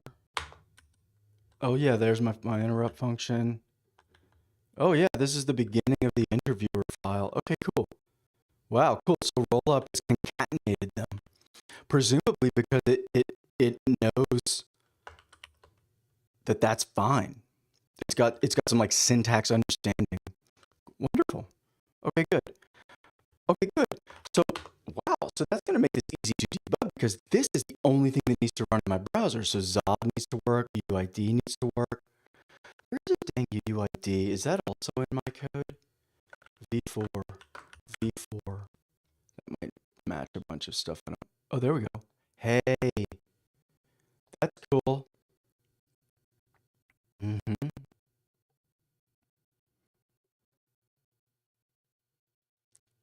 It's a UUID module.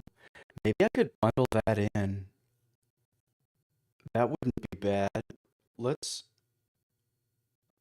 let me just like make a note and not do it right this second. That might be something I can bundle in if it's pure Python code. In fact, let's just read it. Boom. V4 returns was the type definition. Definition, yeah.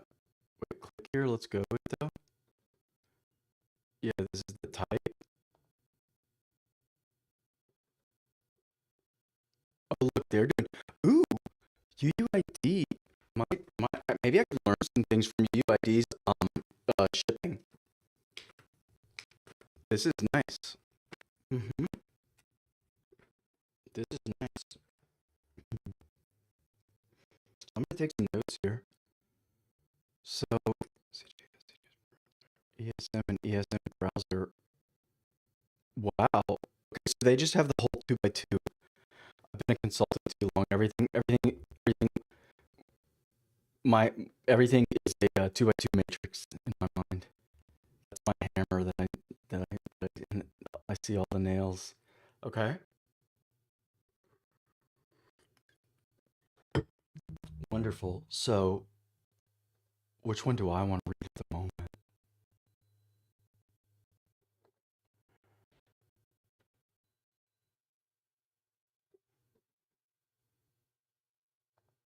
Probably ESM.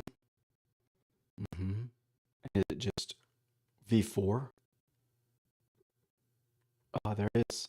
There it is. There it is. There it is. V4.js. Wonderful. Okay. Native. Maybe we could see. In fact, I could go read the UUID. Actually, no. No, I know what it is. It's gonna have to be. We're gonna want one of these browser distributions, CJS or ESM dash browser. Mm-hmm. Probably ESM.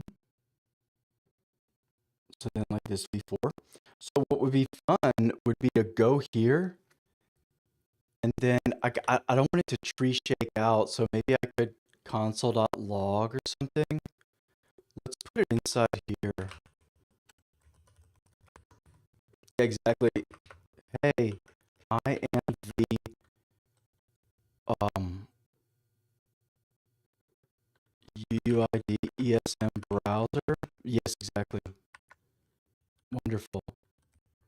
And then sometimes I do like this, just to make it searchable, to make it easy to search and find. That's why these XXXs, I read a lot of XXXs if I plan to search for them later. That's what I'm doing. And they're visually kind of, they jump out visually. Okay.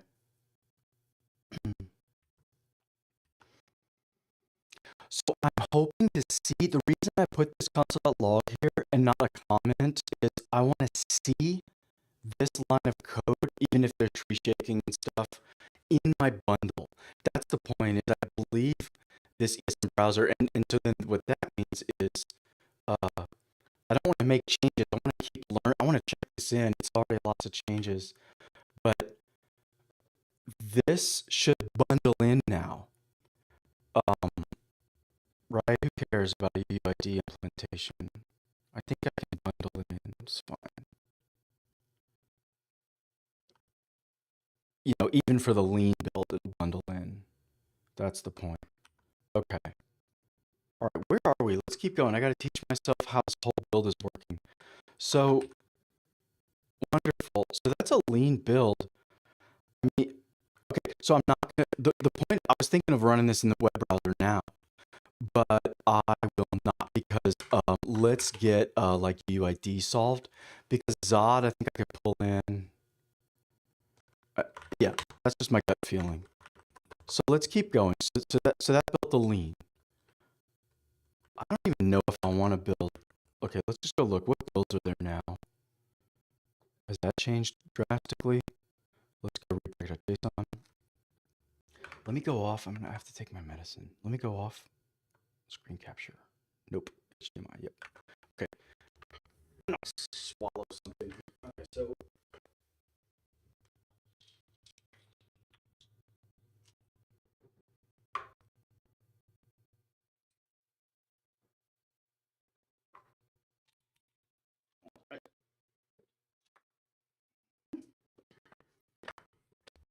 okay, let's keep going.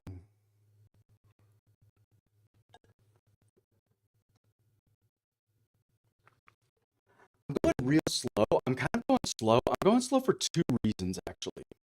Number one is open source, and this is my hobby, and I'm just trying to enjoy myself every morning and get a good start for the day.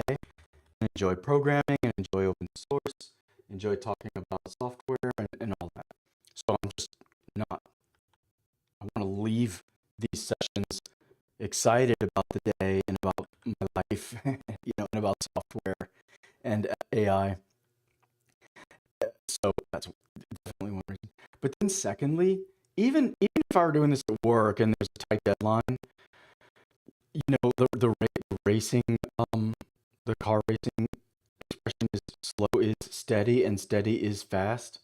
It's something like that. Like I'm planning on that like knowing this quite well is going to pay dividends for me.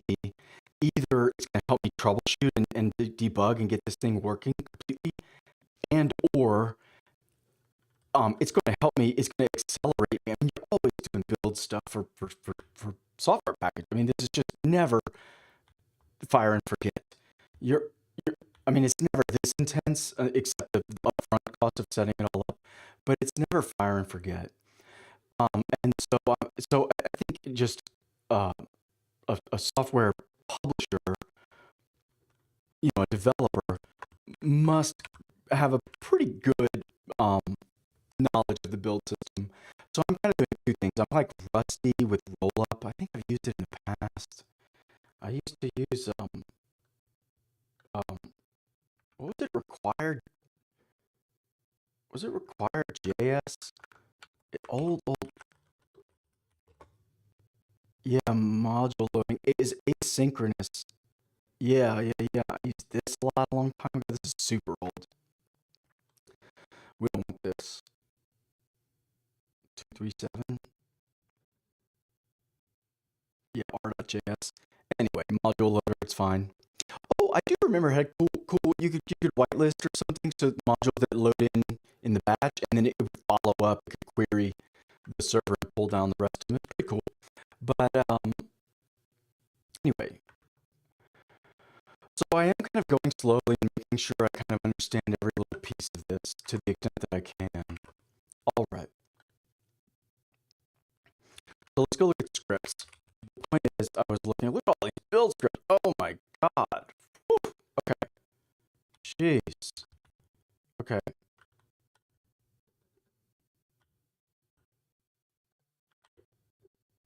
Oh, I see. Oh man, it's doing it like a make file. It's kind of like, nope. It's kind of like that. Mhm.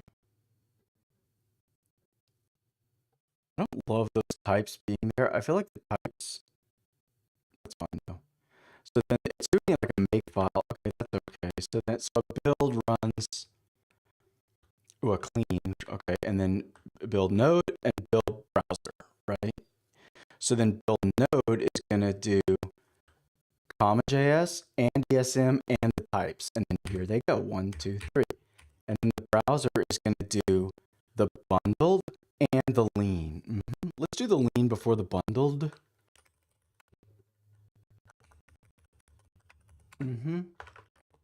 So then, yep, that's fine.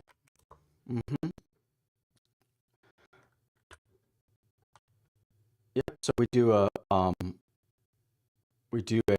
environment variable. Just a little. This is just a temporary environment variable. When you prefix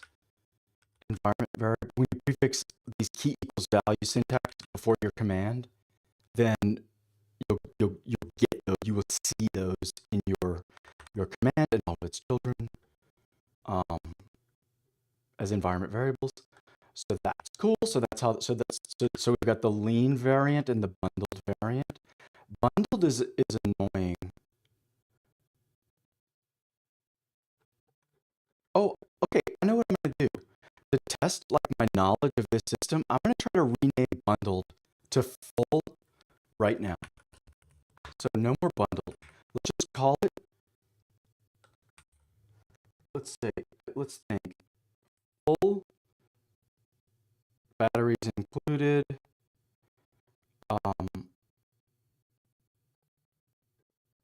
Big.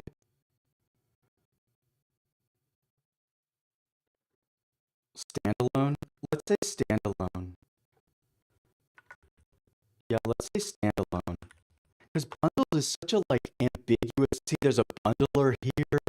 Like, is that the same thing? Is this? And the answer is no. Bundled versus lean is just which of all of the dependencies are included in or are declared. Oh, I'm using my fingers. I forgot I'm off camera. Which are bundled in versus which are not. So let's do standalone.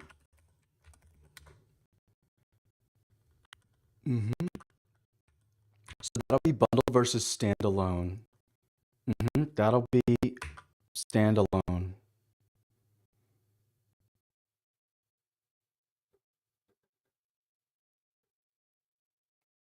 Or let's just make that lean though. So this is bundled. Let's call it standalone. Okay, so that's everything in here. So that's certainly not everything in the whole code base, but that's fine. So, right? So if I do make, if I do build again, so if I do build browser, I think it's gonna fail. The standalone should fail. So lean runs first, and then we do standalone. Hopefully it should throw an exception. Oh yeah, it's circular dependency. Yeah, I thought we still have this. Okay, let's go to where will that be bundled? Let me just like search for it to make sure. Let's kind of go through. Yeah, standalone, bundled. Templates are bundled as string literal. See, this is not. Oh, this is my plugin. Hold on. This is my plugin. This is bundled. That's wrong. My plugin is fine. Rollup. Okay. Dependencies that should always be external, not bundled. That is a correct term. So include bundled is correct. That's fine. Bundled templates. Okay, yes, of course. Okay, so let's keep going. Add polyfills. So I think these node polyfills can go away, actually. Let's get that out of there. I don't think we need this. There's never node polyfills. Yeah, let's comment it out. Okay, so done. I can leave the code a little sloppy now. I want to get the build working.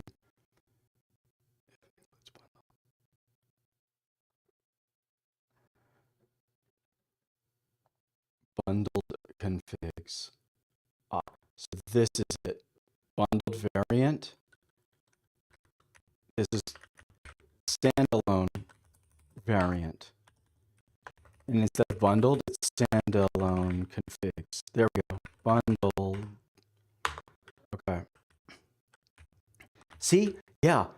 Super bad language. I mean, it's using two different meanings of the word bundle. I mean, it's saying, oh, bundle means it's all bundled in, but nope. So this is standalone. That goes there. That goes there. let's fix these because I'm going to uncomment them eventually.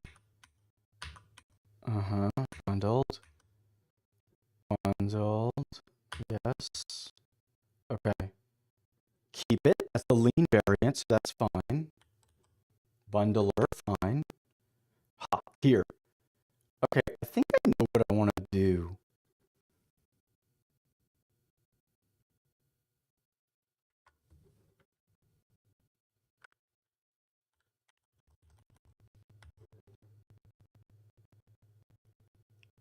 So this is the default export, right? I see. Right. Okay. So there's the variant, right? So I think what I'm going to do is just do it more like, let me comment this out.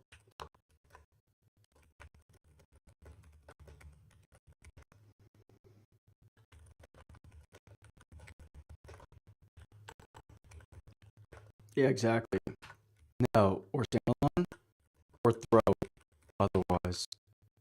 Right, let's do that. Okay, variant is equal to standalone or variant. No. Yeah, I want big if statements.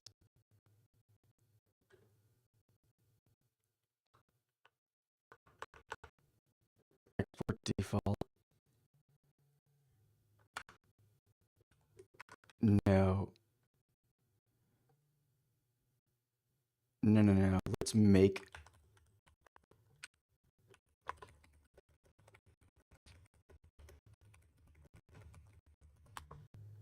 Yes. Yeah, I like that better. Yeah. I like that better. I like that better. I like that much better. So the variant, let's see. Variant, right? We could just change that out.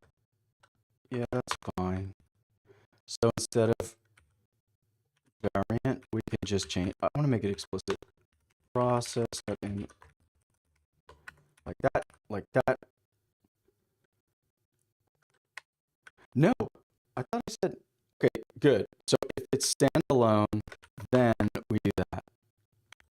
Not if it's undefined. No, if it's undefined, we throw. That's what it is. If it's undefined, we throw. Yes. Yeah, perfect. So let's do that. So let's just say if it's standalone, we're standalone. I think this doesn't work. Yeah, that's the problem. I don't think you can export an if statement like that. There's no way. Yeah, top level, of course. So the configs is that. That's the point. And then if it's lean,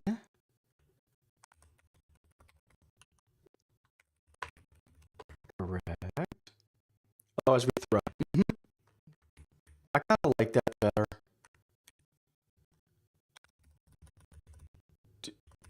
Like that. Let's just say, yep, basically. Just like that. Okay. So that's just like very, very explicit. I think if a human were to come in and read this, they'll say, oh my God. Sometimes we either export standalone or we crash. So what that does is now if I do build browser, it might crash. Oh, no. It was. This used to be bundle or something like that. And so then that would crash. Yes. Oh, variant. I have a bug.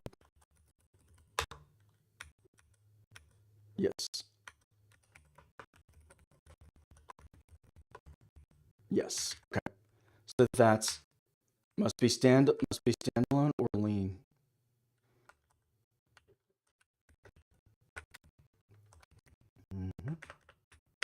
Okay. So that crashes and it's going to say bad variant undefined. Oh, sorry. Yeah, I passed in standalone. Okay, so now but standalone is the correct value there. Correct. Okay, so standalone and lean are allowed. It's fine. So that returns the standalone configs. So that's pretty far along. There shouldn't be too much else to do. Yeah, yeah, wonderful. So let's run standalone.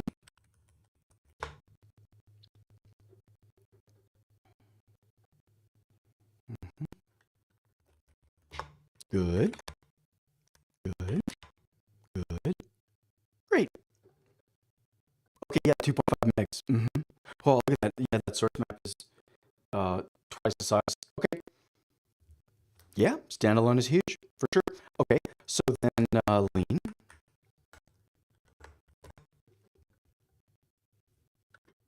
Mhm.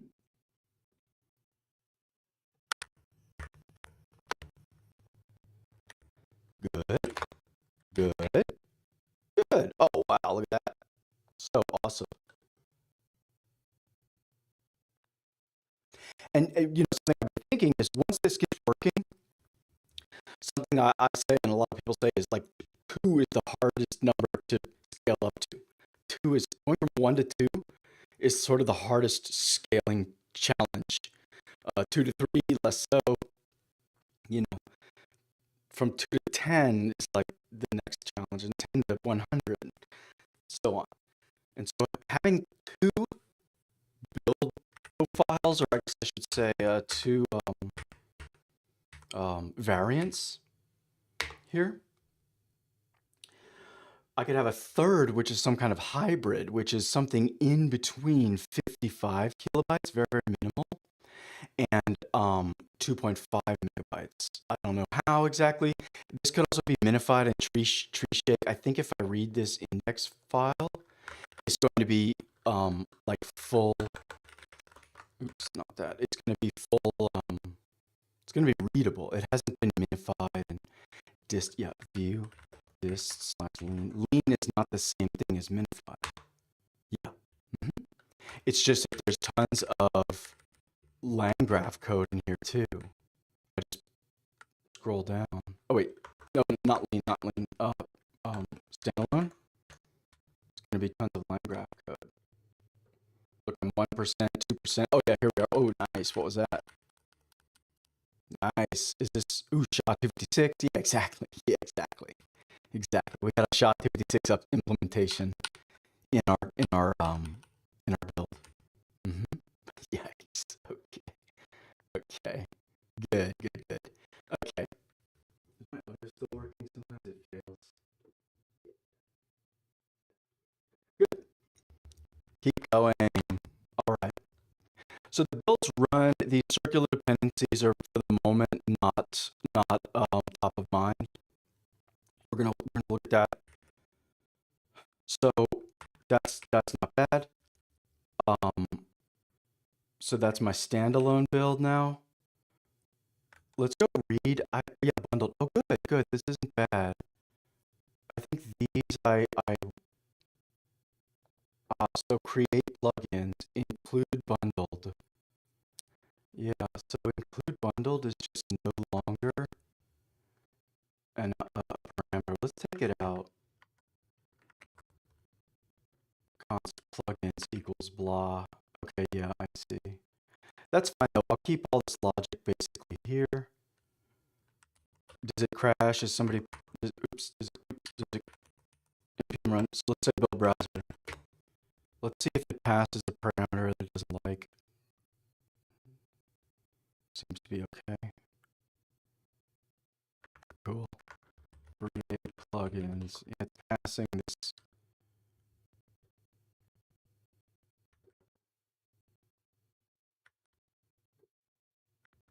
Right. I'm gonna actually keep it. I'm gonna keep that value.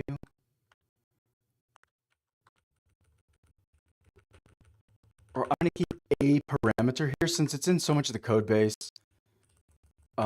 And then let me do this in like unused option is false, something like that, right? So let's do that.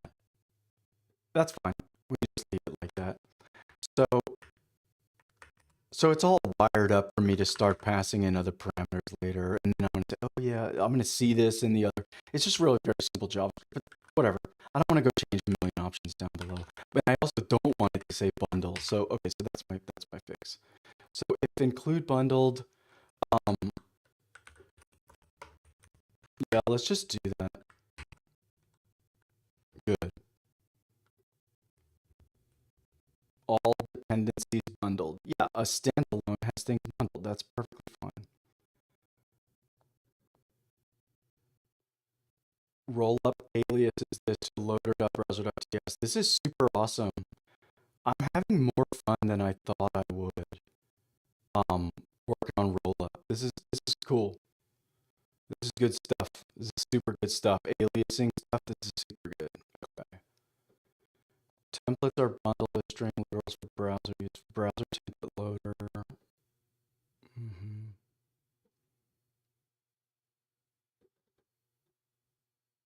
Oh, wait. Awesome. This needs to be like ignored in Git. Oh, awesome. Loader.browser.ts. Yeah, totally. So where is that file? Oh yeah, templates. Oh, okay. I see. So is there a git ignore here? Yeah, so if I do git add index for sure. So now it's going to pull this in. So right, so now it's saying what are these files here? So loader.node.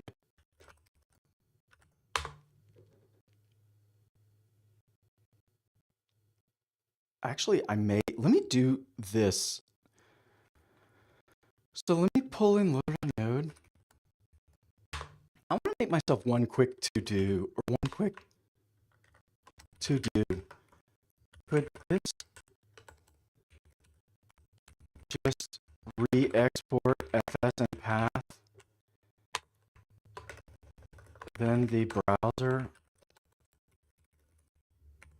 and just have a whitelist, and just have like fs.reader, sync, etc. implementations that that.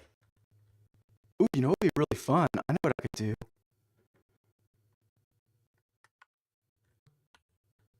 Then for the browser, um, at build time, actually run fs.reader sync, etc. And then fs.reader sync, etc. for like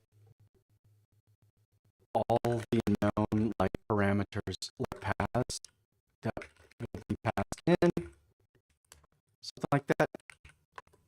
This is how this would work. So I mean, it would kind of simplify. I don't know if I want to, but that's why it's a to do. Okay, then for the browser, at build time, actually run it, and then um, those are all placed into the browser. Was that loader.browser.ts?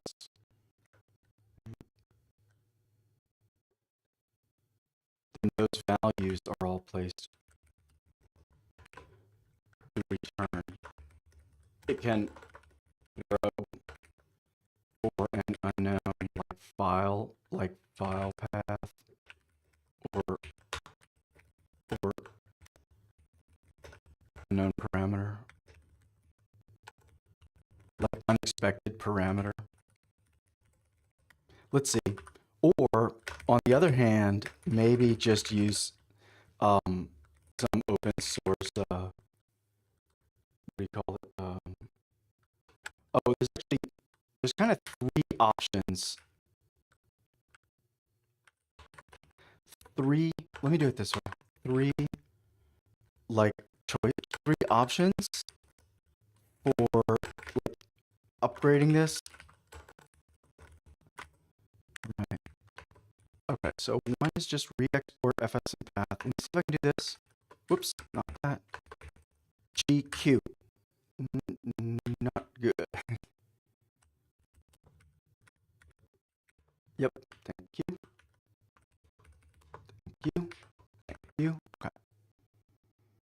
Could this just re-export FSM path for the browser? At build time, you just run read sync, read file sync, blah, blah, blah.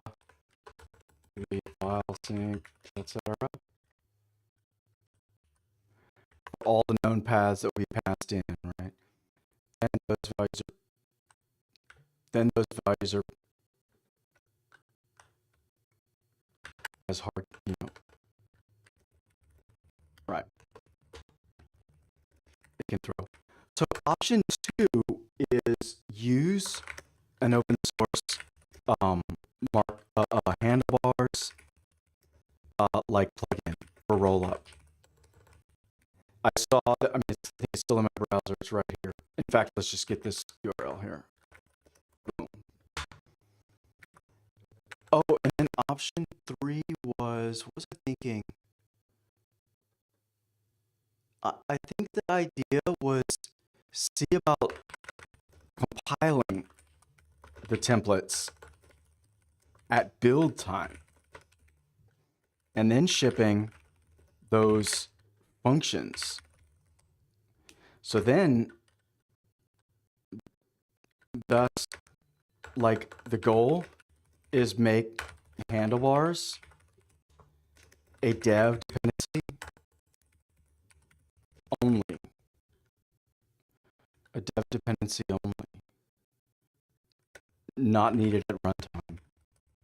Not needed or even referenced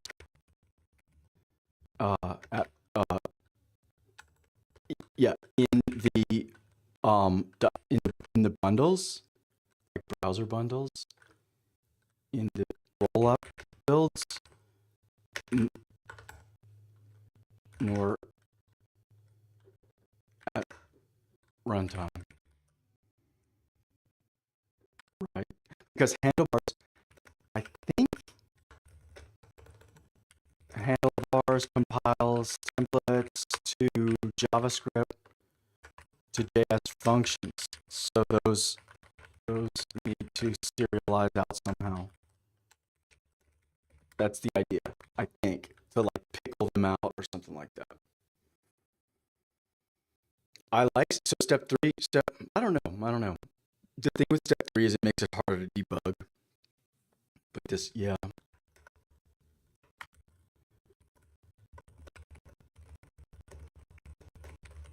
Back to the maturity conversation. Something about immature projects is you're just in the debugger more. You're using kind of just different tools from late stage. Late stage, you're like, you're consolidating telemetry and metrics, and you're looking at broad trends and all sorts of stuff. You're looking at like logs and things like that. In the early days, you're running a debugger. So if I get too clever and make this thing build, then I'm going to have these nasty, like compiled, like post-compiled JavaScript functions to render templates, and that's nasty. So who knows? So that's my note to myself. So let me save that note, and we're going to check in the node loader. Right?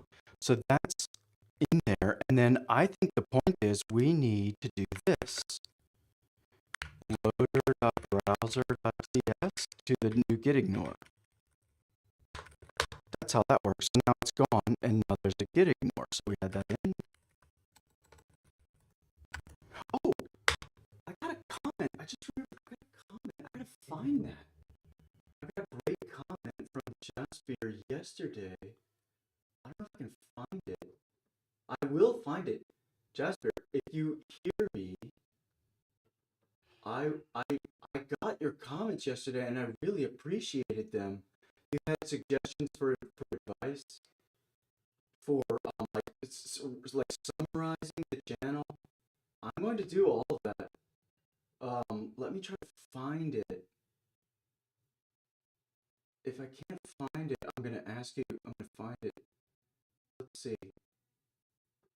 23 hours ago, yeah. So here's one. And I'll see if I can find. Oh, chat replay. Wonderful. Yes, I found it. I found it. I found it. I found it. Good. One request at the end of videos. Okay, good. I will read this out. Your comment from yesterday. I forgot. I really appreciated your comment, and I'll get to it today. So I won't forget. So let's keep going. So we have the getting. Okay. So that's awesome. So the node loader is part of the real code base, and the browser node loader is not. It's generated code, and so it's ignored by Git. Wonderful. So, okay. So let's maybe add stuff in as I become comfortable with it, right? So let's go here, right? So let's look.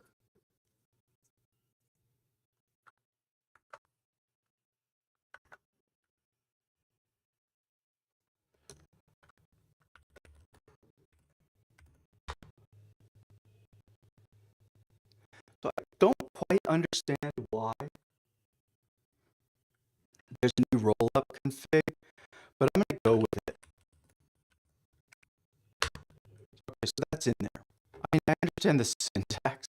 So I'm gonna go with it. Let me turn myself back on here.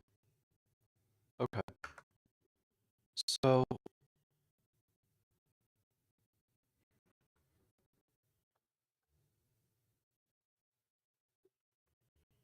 what do I want?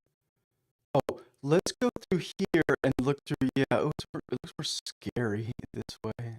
Let's do this. Okay. What change in JSON? Node common JS. I basically like this. I like my browser stuff. Whatever. Wait, is there a change here? We depend on rollup. Yeah. Let's take this whole thing. I like it. Okay. This plugin is, let's just look at this later. That's a whole code base, or that's a whole bit of code to read. I think it was, oh, I glanced at it already. It's like 50-ish lines of code, 70 lines of code. Okay. In fact, that makes it kind of easier. Yeah, this is it. Let's just go with this. So this is the thing, what I just said. Yeah, the loader.browser, which is ignored in the Git project, is generated in this code. Great. And it, what does it do? Yeah. Wonderful. This is similar to what I was writing up in the note there. At the start of the build, it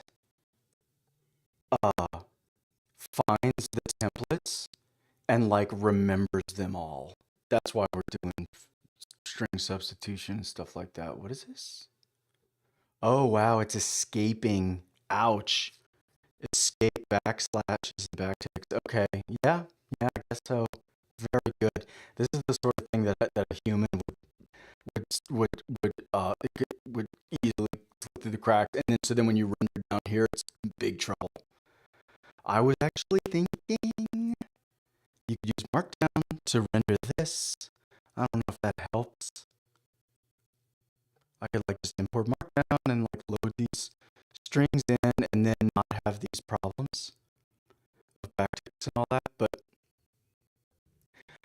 this is secondary code. This is secondary code. If this code runs correctly, basically nothing else matters. Certainly at this level of maturity for the project. Okay, so here we go.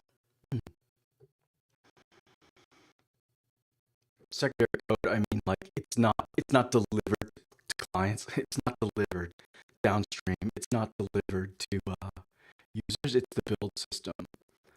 Okay.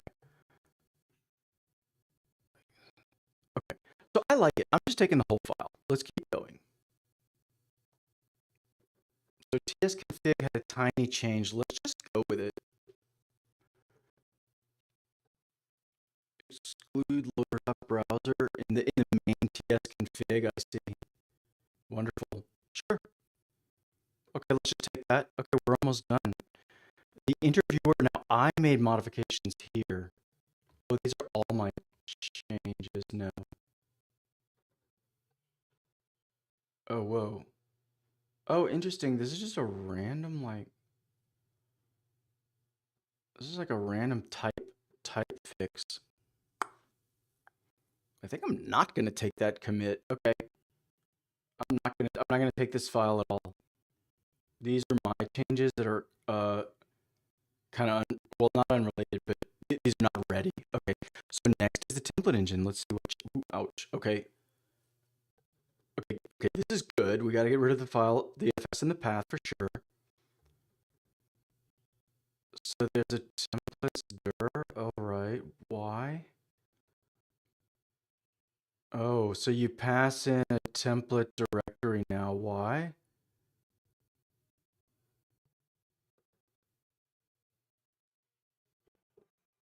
Oh, okay, right. So we're moving the janky part into a little box, you know, because it's worse than this. It's worse than it looks. Um, we got. Oh, we got rid of it. I'm reading it wrong, of course. This is going above the root of the project into the super project. So that's fine. So this constructor has nothing. That makes way more sense. Okay, wonderful. Oh, look at all these red commits. I'm so happy. I'm so happy. I'm so happy. Cool. Load partials. Yeah, and the reason is it's all pulled in from that plugin. Mhm. And or a lot of this code has been moved into that loader.node. That's the other thing. All right, I wouldn't be surprised if it's like copy pasted. Okay, cool. Cool. Let's just take it. Let's just take it. If it runs, we're gonna see it from testing for sure. So we take it. The interview or not, and then we're left with the rollup. This is like the last one. Yeah, this is kind of the most gnarly, especially for me. Let me drink some coffee and let me drink some coffee and get going here. Oops. Mm. Let me drink my coffee here.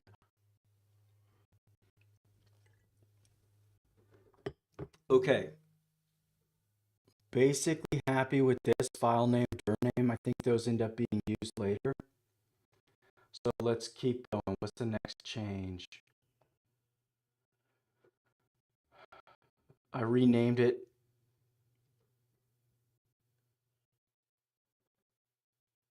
Oh, I see. I inserted alias. I see. Why are my excludes? Oh, are these excludes moved? Okay. I'm just gonna trust it. I can troubleshoot or debug this later. So the templates comes first. Then we make aliases. So dot slash. Oh, awesome. So dot slash templates becomes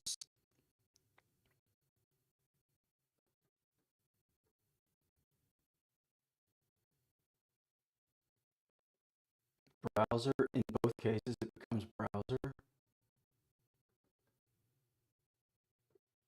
I see. Okay, I see. Um, interesting. Okay, so if you import templates, that's going to change, or even explicitly template slash index, or I don't know, that may implicitly happen internally. Okay, so in both cases, it's going to say no. That's going to be overridden with this um full path, I guess. So whatever. Let's see if that works. That looks great though. That's awesome. So that's the aliasing. So that's how this generated code, which I ignore, uh, uh, in, templates. That's how this generated code comes to land into the web browser. It's through this alias. So when the code is bundling up, when it says I'm going to import templates, it directly replaces that with the path to this big browser version. And that browser version's been built. And how has that browser version been built? How do I know it's ready? Because if I do a make clean, I should be able to delete it. Right?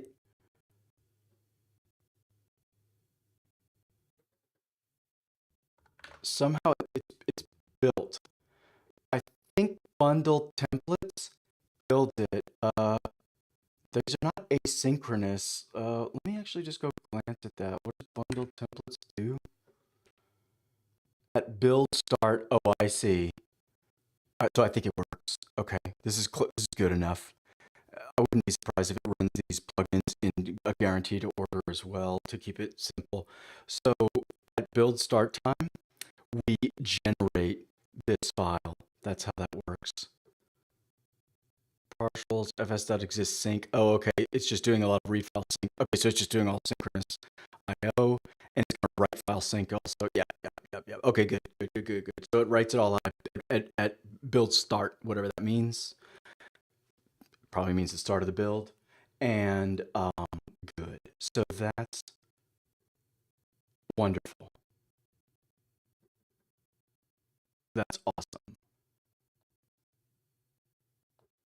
So that means they're ready for this thing to replace them.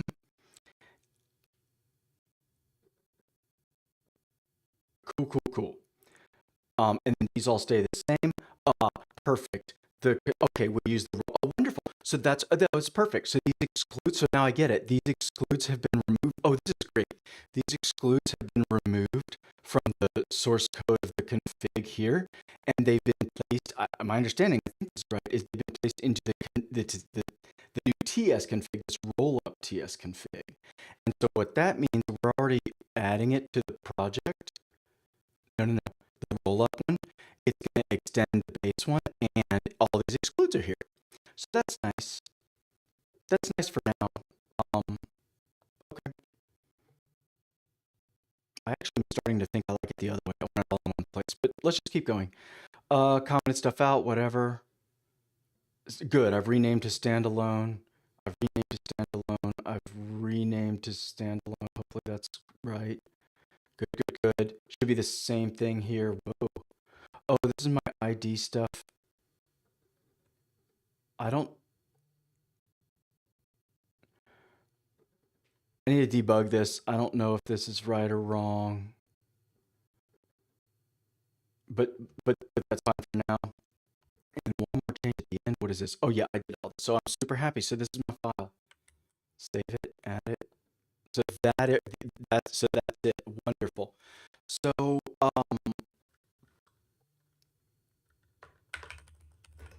roll up work on so what are we calling it? Standalone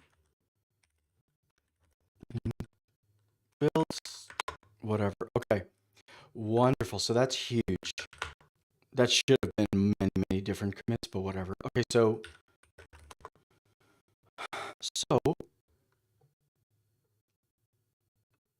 okay. So now that it's committed, I want to get into here. Oh, wait, it's gonna do more stuff.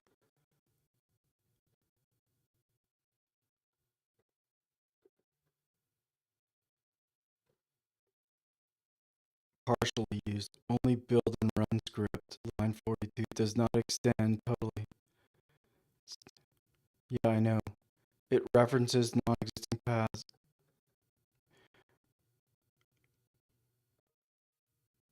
What is this build and run? Excuse me? Wait, no.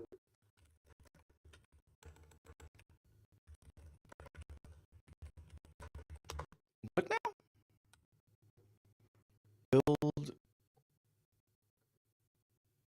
and run. Okay.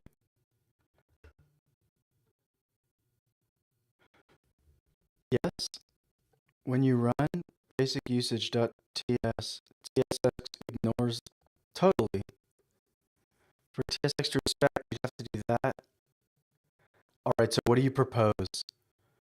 Update the run file to extend it. Option A, minimal. But at least it's correct. Oh, I see. Completely. So delete the run. Where's the build and run script? I gotta find that. Is it in the code base somewhere? There we go. Ah.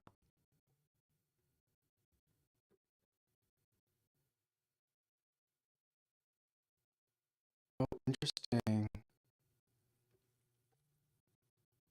minimal.ts. What is minimal.ts? What is that? Let's get out of here. Yeah. Oh, this. I don't think I want this. I don't think I want this. Yeah. Delete minimal.ts. Yes. Okay, I want to delete minimal.ts for sure. Yeah, so wait. Complete cleanup. Delete this for sure. Simplify to 3.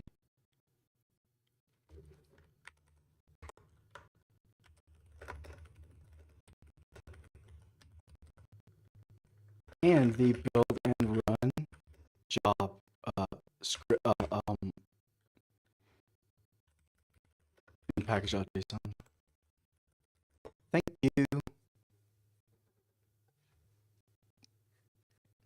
You see, even when it's proposing like cleanup and removals, it's like basically incorrectly what am I trying to say? Like Claude Code is sort of incorrectly conservative. It's always trying to make things backward compatible. It's always trying to, and what it does is it duplicates, like really genuinely duplicates the size of the code base in one commit.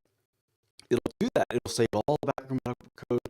It'll do all the new code, and it'll write shim code and stuff. So, okay. Not used by TSX.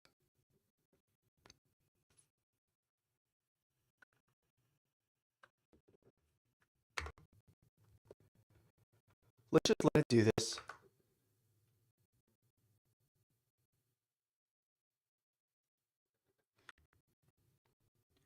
No, I think minimal.ts can also go.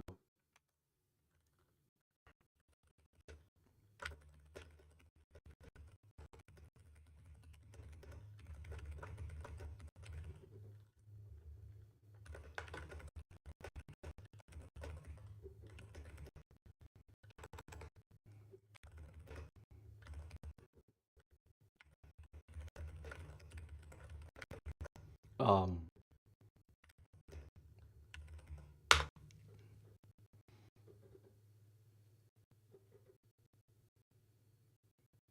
oh, you did. Oh, you did. I thought it didn't. It should tell me I did that already.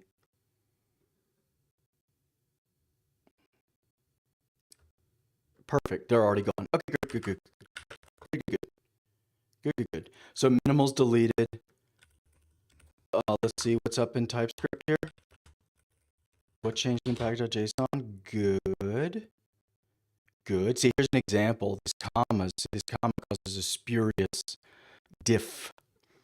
And again, that can make things harder to merge. That could basically cause kind of a spurious or a trivial merge conflict.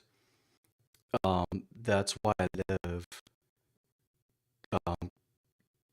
I always comma every element in my lists in my code.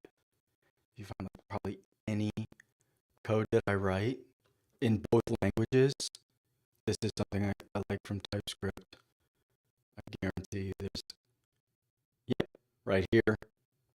I always do it. Let me search for a square bracket.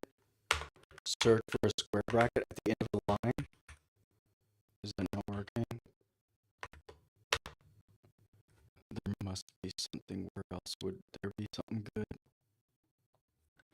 Square bracket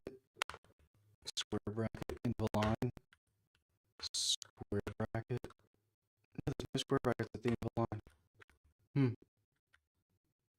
Oh, comma at the end of the line. So here I did not. Maybe it wrote it for me. I almost always do. It's not. I almost always do. No. Anyway, that's my philosophy. Let me close it. I'm on a tangent. This is not right. This is not good. And time's running out, so let's close the interviewer. Let's close the source code. V4 I want to solve. Gotta get that working. Okay. So this is perfect. tsconfig.run. What happened here? Whoops. Oh, it's deleted. That's perfect. Package.json is good. And interviewer is still in a bad way. Okay. Oh, actually, so let's do this actually real quick. Chatfield. So no, yes. Whoa.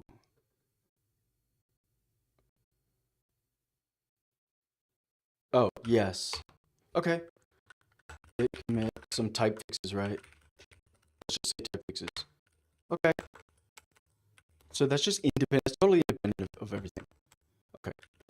So now the interviewer is we don't need, and it's just let me maybe do, or let's see if we can do it. Does that work? Yeah, it works. And tsconfig.run.json. Cool. More tsconfig.run.json. Yep. And minimals.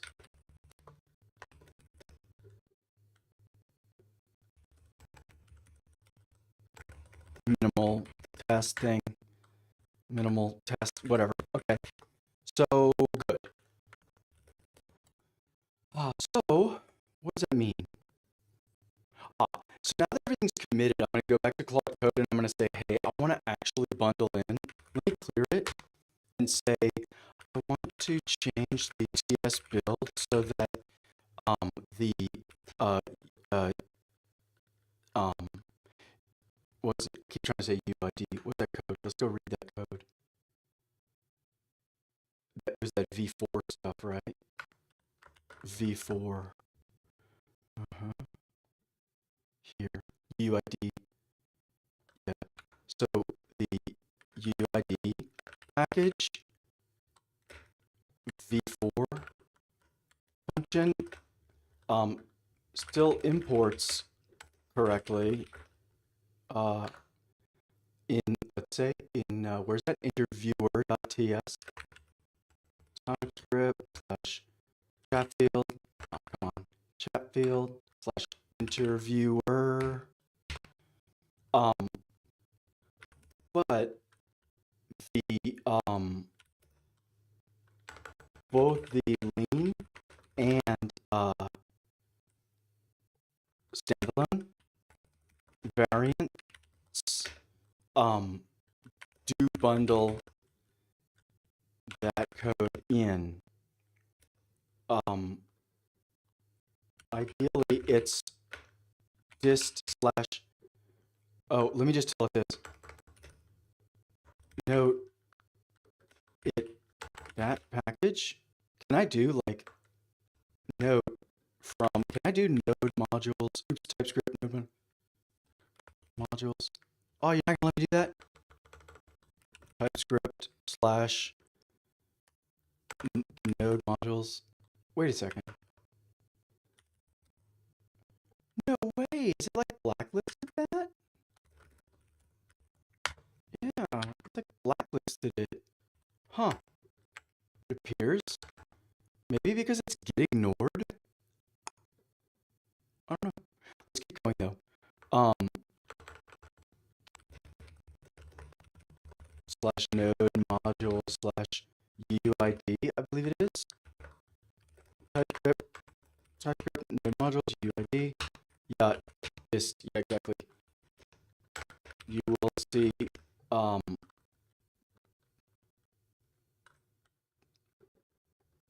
CJS for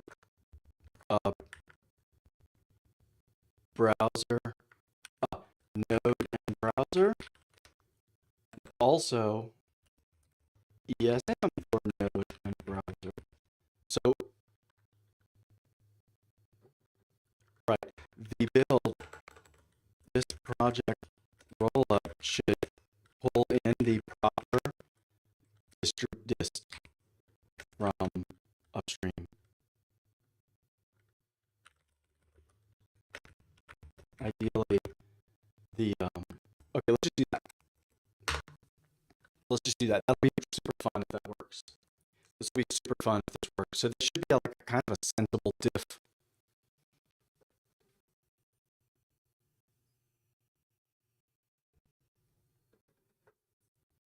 This will be awesome.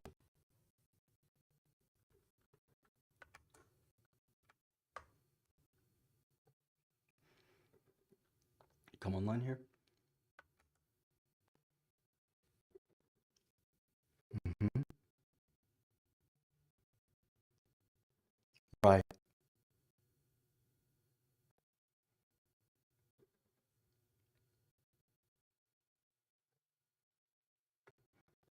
Okay. So it's bundled and standalone for sure. Browser true should automatically pick.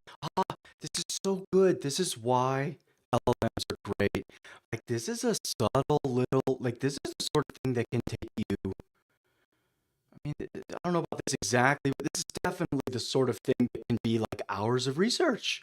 Or if you're stuck, before, I mean, you could Google it out.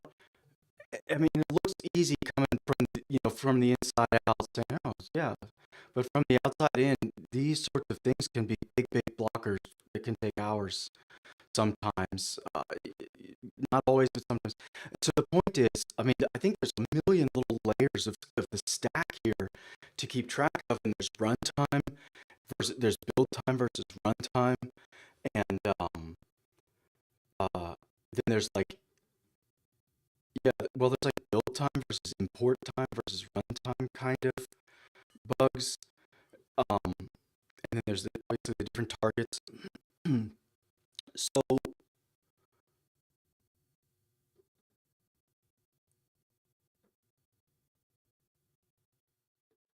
so this is great.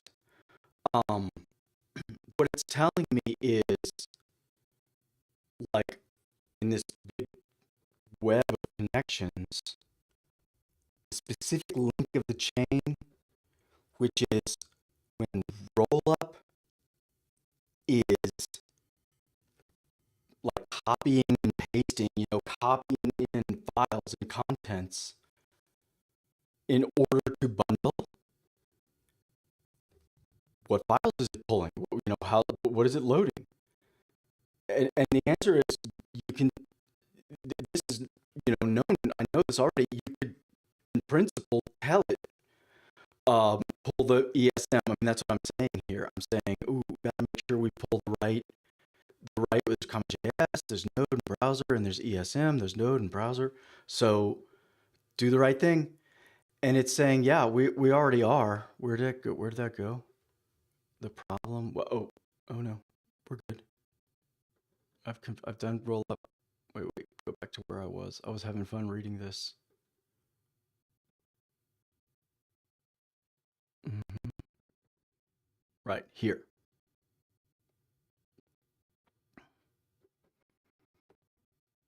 Hmm. This browser true? Is this?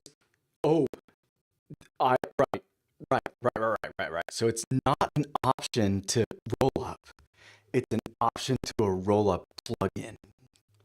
That's the point. So if I go back and look at plugin node resolve, if I go pull up my roll up code, let's get out of here. Let's close stuff until I find it. Template engine, close it. Let's just close stuff. Keep it simple. Here it is, roll up config.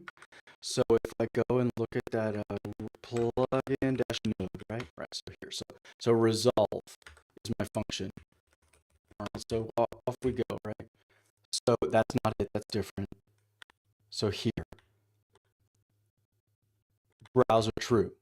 So that's telling it when you go and look in the package.json, you're looking for the browser um,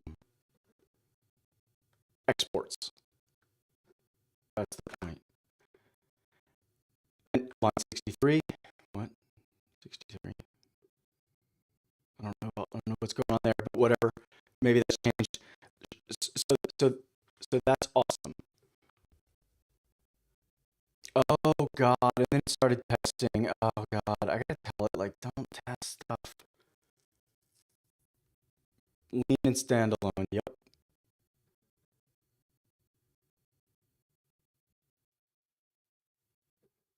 Note that you need plugins to import files that are not JavaScript. There's an issue with the bundle templates plugin. Oh, interesting. The problem is that when there are no templates or partials, the generated object is empty, which causes syntax error. Nice. But there's a bajillion of them. Totally. Should have done a find. I would have done a find. Okay, so you found all 3 of these. Good, there are templates. Right. The issue is that Rollup is trying to parse it before TypeScript processes it. Oh, the plugin order. This is exactly what I was speculating about just now.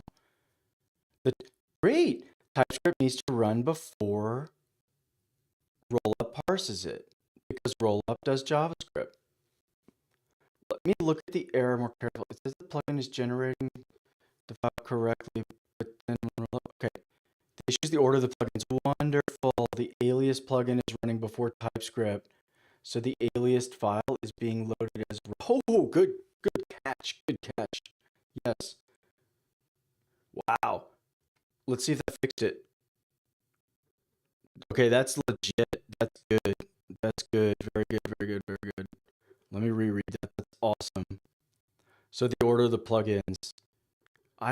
If this is correct, I don't know if this is the correct analysis. If it's correct, if it's got the correct fix for the wrong root cause. This sounds plausible though. Okay. Awesome. Error 0. Both builds succeeded. Let's verify that it's bundled. So you're grepping. Oh, so 0 means no error. Good. It's just grepping it out of there. Wonderful. Oh, wait a second. And echo.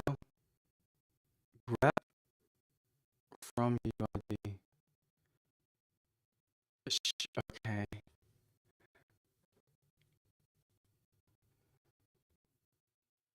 Oh, I see. Okay. Thank you. Let's go look at the difference. Let's go look. I don't like reading the summary. It doesn't really help much. Okay. So this is my code. This all still remains. So this is UUID. Good. So let's go look at it. This looks straightforward. This looks easy. So this has nothing relevant. Good. So it's only the rollup config. So we pull UUID from these. Right. It's never external. I almost want to I think I know what I want to do. I think I know what I want to do. So what is this? Conditional external. Oh, and then there's this here. So FS and path, let's comment that out, by the way. Oh, I can't. Come here. Save it.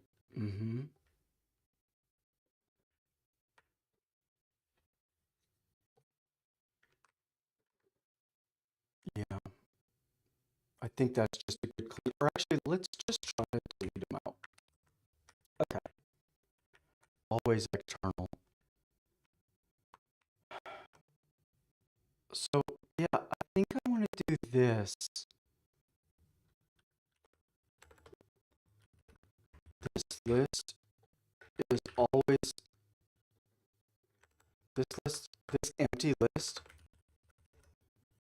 just helps track deliberately bundled dependencies. Yes, exactly. Exactly. That's exactly what I wanted. That is like character for character.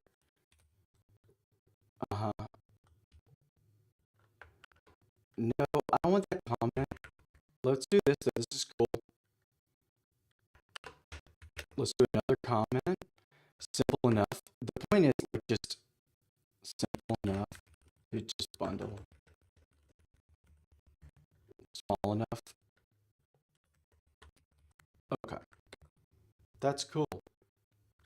Oh, and if comma. Mhm, mhm. So, but wait, it's yes, always bundled. So this is conditional external. Or I don't need to make it a variable. I just do this. Yeah, I could just do that. As long as it's source code, I just want to track it.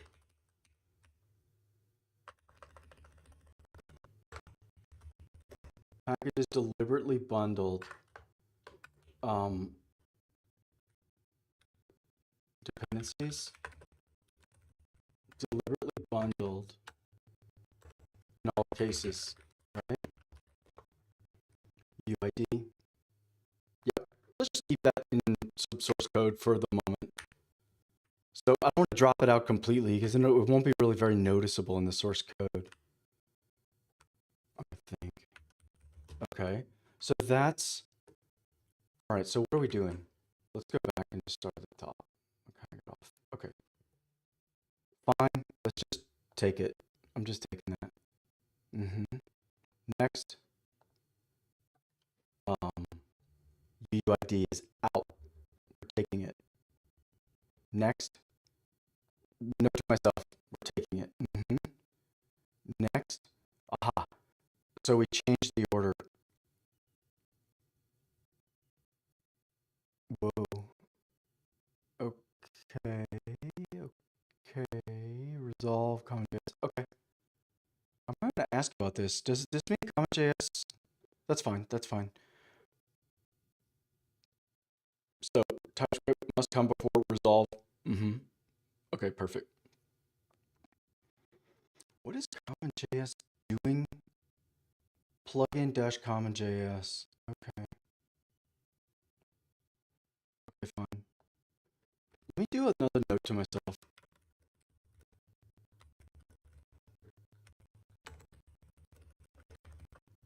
Um, yes, exactly. Okay, I'll just do it myself. Maybe the answer is yes, but I'm going to keep going. That's it. Oh, sorry, what is it? First change. Let's go to the top again. I got lost. Down. Okay. Yes, take it and take this. Save it. Take it. Okay. Happy. Good.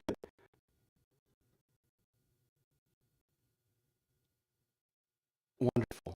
I don't know if the alias solving. Actually, I'm gonna pull it out. I'm gonna pull it out and do it again.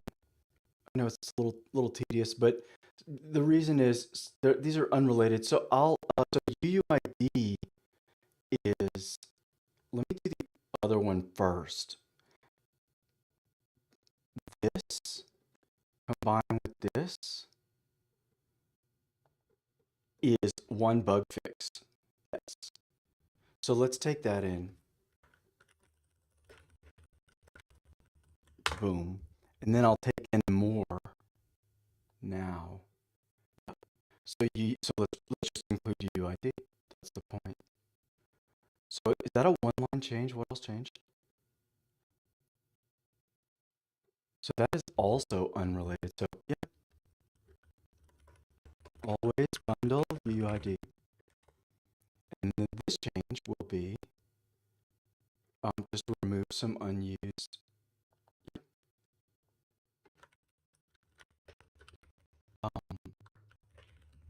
Okay, gone.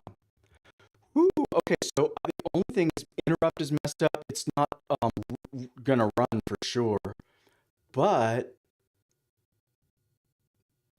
full build has circular dependencies. This is still, I believe, true. Lean build complained, oh god, we've come so far from FS and path. We're way past that. We're way past that. Okay. Shouldn't the polyfill catch it? Totally. I mean, you're not even asking the right question, Jason, from the past. Okay. Maybe now that the lean build filters out, blah, something like that. Somehow put into rollup the alias lang chain. Oh yeah, that's definitely a thing as well. We want it, so that's still a thing. So I'm going to save this file. We're not checking it in. This is cool. The problem was even with the aliasing, there was this problem with the interrupt. Like they don't seem to be identical SDKs, so I gotta solve that differently. So what do we have? Did I stage some stuff? No, no, no, no. So everything. Woo, so everything is. So let's keep going. So now I can finally get back into this minimal HTML. That's the point. UID can drop out. So now if I look at my TypeScript, oh, let's do this. Let's rm, whoops, rm, yeah, make a browser, make npm run make build browser, 3 templates, wonderful, and 1 partial. Right, so circular dependencies. So now dist, so there's lean and standalone. So but it won't be like 55K anymore. The map is 55K. It's exactly.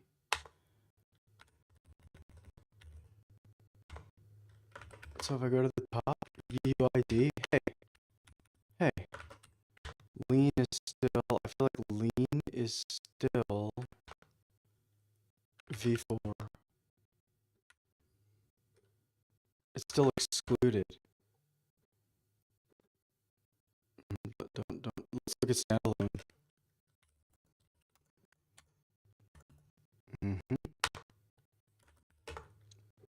It's included. It's included. Interesting, Langsmith is literally the only one. Huh. Okay, that'll be useful to know. So then UID, so V4 is, yeah, there it is. And it's obviously been like compiled. Right. Cool. Wonderful. So, okay, so lean is not embedding it. So let's see if I can solve that by hand. Let's just see if I can troubleshoot this.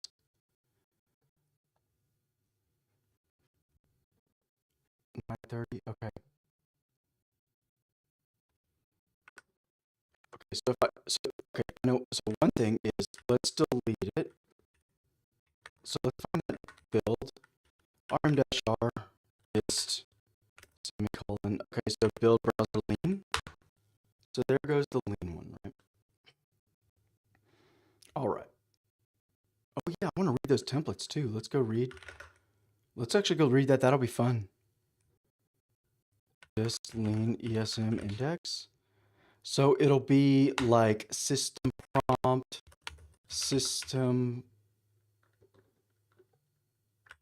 prompt, there it is.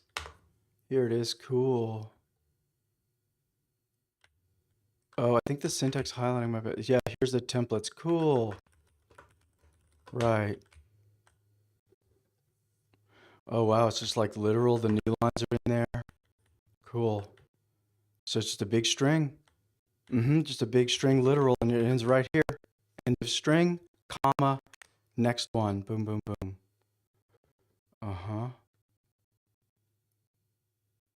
So this is system dash prompt. That's digest dash confidential. System prompt's going to be relatively big. Cool. Awesome. So then, oh, there's the partials. Cool. And so then the way you get,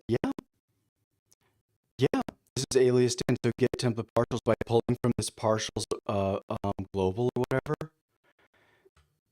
Yeah, that's just how that works. And it can throw an error. So what that's going to be is that's going to be the same code as the generated code.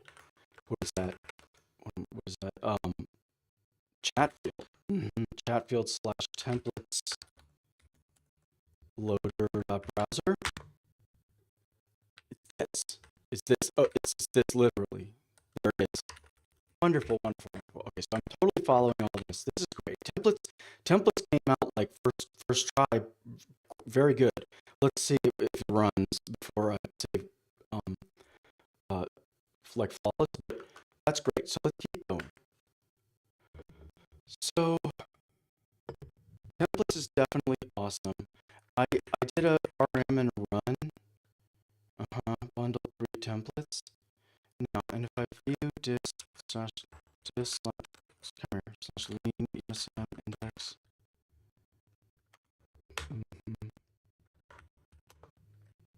UUID is just still out there. So let's look at the rollup. Nope, let's get out of here. Stop it. Stop it. Okay. Stop it. Here. Okay. UUID. Oh, I know exactly why. I know exactly why it's excluded. It's my bug. It's my weird filter thing, and then it cut out my thing. So it's this external thing. This is totally insane. This external function.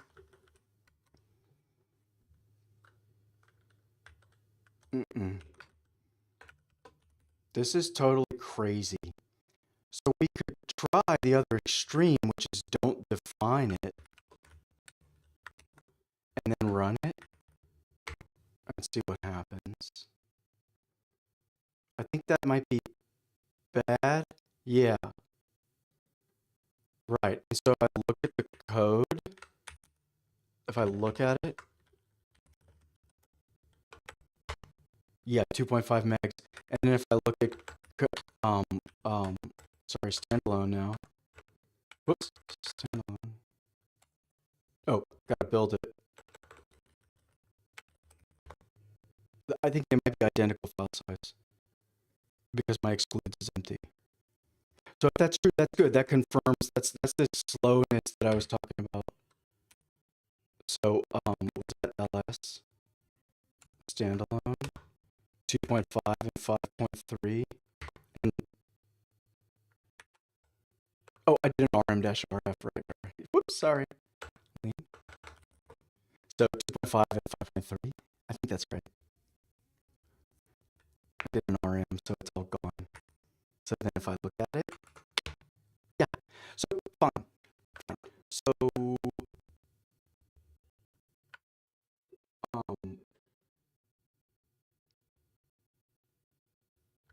let's go look. Where else is it defined? Yeah, always external and conditional external. Here, so here's always external, and then conditional external. So here's LangChain, LangGraph, and all that. Okay, perfect. Handlebars, Zod, good. So this conditional external has been removed from the code base. I get it. Okay, perfect. Okay, so since I know this well enough now, I should know. Right. Minified. Yeah, it's per like target. So lean, input, output, external. Yeah, it has to be always.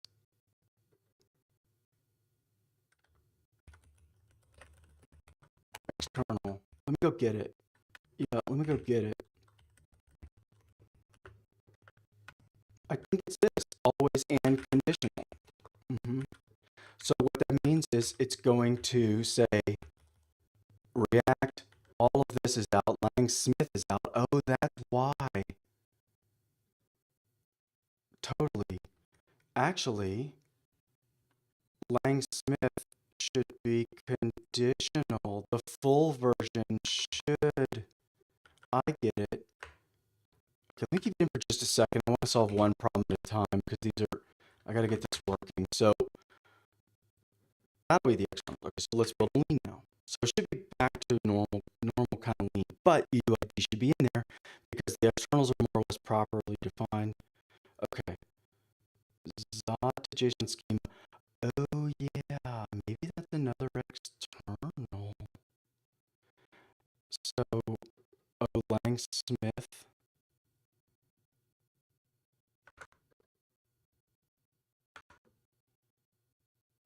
What is Lang-Smith?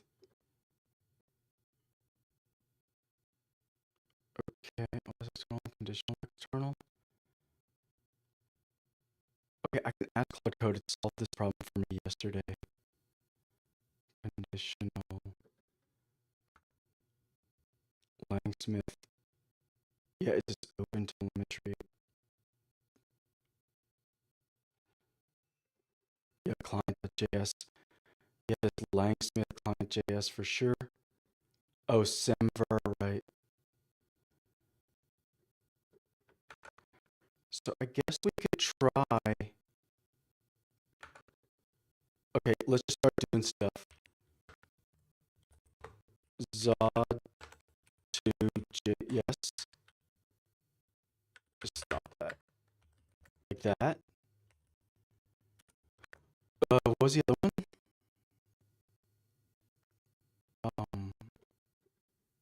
There was another one. It was like Semver. Yeah.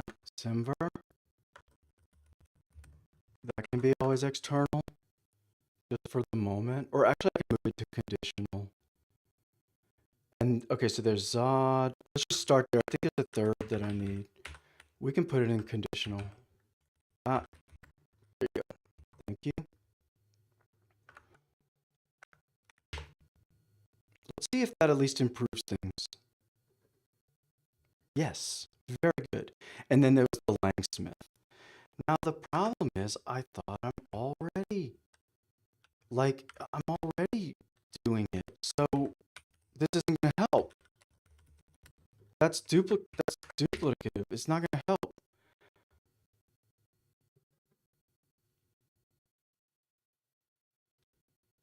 I don't know why.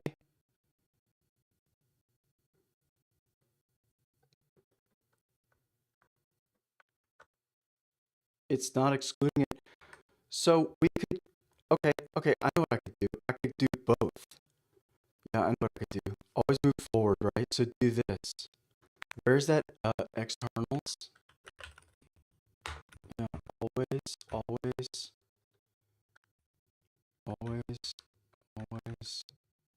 link configs. Yeah, always conditional. Okay. So here we bring back this function. Let's console.log. For sure. And then yeah, let's return false for a second. That's gonna bundle everything. But that's fine. I just want to see this ID real quick. Right. Just a massive string. Just a big string. Does it do? Yeah, it has relatives and all this stuff too. Okay, cool. Can I do this? Grep. Can I just grep real quick? Or yeah, can I just grep Langsmith. That's the point. Let's see if that it's console.log, so it should. There we go. Wait a second. Yeah. Okay, external check. Now, I wonder if I just say that Langsmith itself is out. There you go, Langsmith. Langsmith slash stuff. Langsmith. Okay, I think I know what I'm going to do. I know what I'm going to do. So, right. Let's do this. Const all externals equals this, right? So let me make a comment and see if it can do it for me. If the ID is a member of all externals, no. So that becomes yes. Good. Okay. So we'll do that. So here's the point. If the ID contains the string Langsmith, throw an exception. No, I want an exception. Yes. Yeah. exactly. Lean is a temporary exception, so it doesn't matter. Let me just say Saul Langsmith. Saul Langsmith ID. Yeah, there you go. So we throw that. So let's see. I think that's going to throw. Oh, I was going to console.log here. Yeah, confirmed. Exactly. Confirmed external. Yeah. Okay. Oops. Fine. Okay. So we check it, we confirm it. We check it, we confirm it. Right. So then, let's see how these externals work. If Langsmith is in there, we're going to throw. Oh, and then I guess we return true. False. Yeah, false. Exactly. Okay. Let's see what happens. Okay. So maybe this is like another thing. Let's see how many there are. Right, so if we go to Langsmith maybe here, I can add it to the list here. I think this Langsmith doesn't help because it's already up above in the always. So let's add it here. Langsmith slash, what is that? Singletons slash traceable, right? Don't comment. You have no perspective. You have no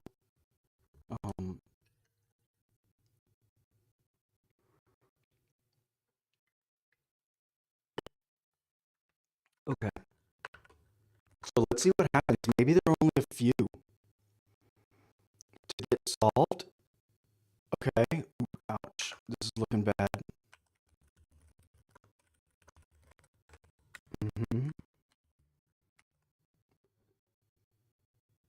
Yeah, I don't know. I'll take it. Yeah, I'll take it. Whoa, let's see. Hey, okay, not bad. Actually, schemas and client, was that in there? Let's just rerun it. I don't care. Nice. It's just the run tree. It's the singleton traceable, the run trees. Okay. I don't know if this is progress or what. So what that means is like this would all go in Langsmith. Like if Langsmith is all or nothing, then it kind of goes like that. So Simver and Zod we still kind of have to solve, maybe. But now I don't have. So what that means with this thing totally confirming here.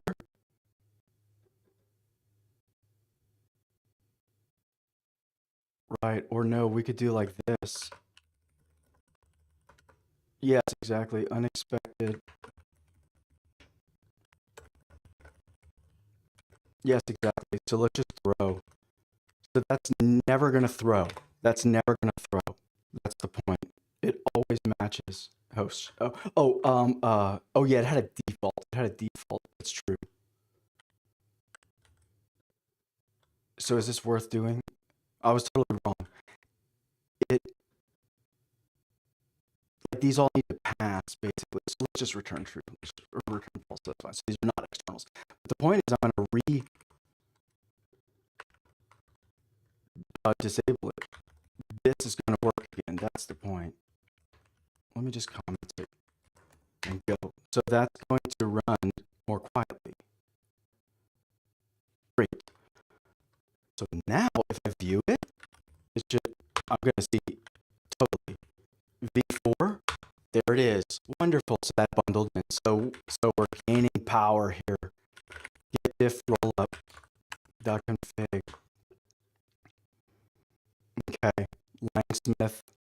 And then okay. And then good. Wonderful.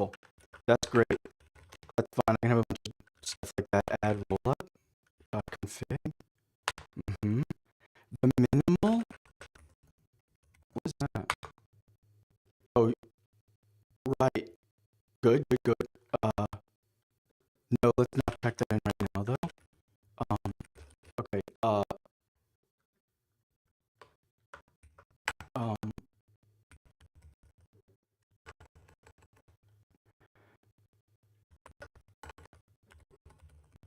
what is it? Exclude. What is it? Exclude? No. Externalize. What window? That's what I did. Okay. So, with that done, oops, let's not grab anything. With that done, let's go see what I've got. What I was saying yesterday is it's got to go build and then import and then run in that order. So maybe a build is working. Let's go check. So there's an npm script. Let me go remember it. No examples in the package.json. There's an npm script which ran HTTP server examples. Yeah. So let's run that npm. Or let me do it here. Let's do that. Okay, so that's easy. So then you go into here. Is it these examples? Yes, browser. And it's this minimal. Yes. Here. Okay, so we open the debugger. Oh, awesome. Okay. So maybe these need like a better mapping, right? If I'm using all this fun new import map, like this, we'll have the same thing for LangSmith. LangSmith / singleton / traceable. Okay, let's do it in kind of, oh, FS and path, no way. Let's get that out of there. Let's do Zod. Zod can be at the end there. Okay, so then, what do I want? No. LangSmith / singleton / traceable. Yeah. Whoa, 006, wait a second.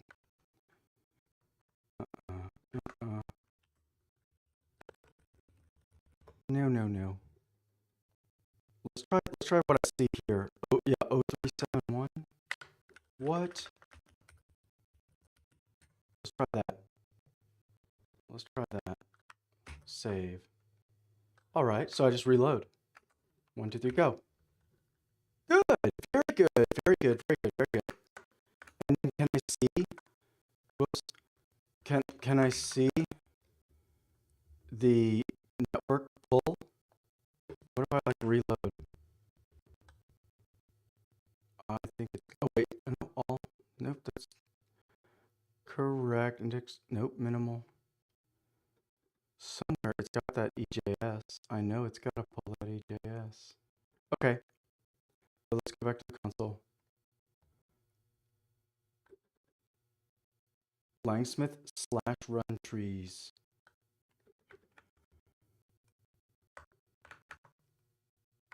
Imports. So it's the same thing. Right? Correct. Let's do it. Thank you. Wait, let's do that side by side again. Side by side. Thank you. Okay. And it's just, this is sufficient, basically. Ready to go. Perfect. Perfect. That's perfect. That's perfect. That's exactly, I don't know if this is like right or wrong, but that's exactly parallel to the code I had to do in Rollup. So it makes sense. So this is like, at least this is working like a machine and not like a gremlin, right? So this is great. So here they are, and now they're coming into here. And I can improve on it. The point is to get it working end to end. Yes, exactly. And then optimizing and improving something that's working end to end. Again, is like you throw a string, and then you pull across a rope, and then you pull across a cable, and so on. You build a bridge. Um, that's exactly how this works. All right. So let's see what that does. Hold it. Come on, Schwartz. Good. Good. So yes, yes. Good. So that's matching um, these. So could I npm ls? Yeah, let me npm ls to JSON schema.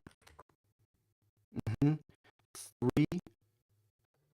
3.24.6. Let's do that. Zod to JSON schema. Yep. 3.24.6.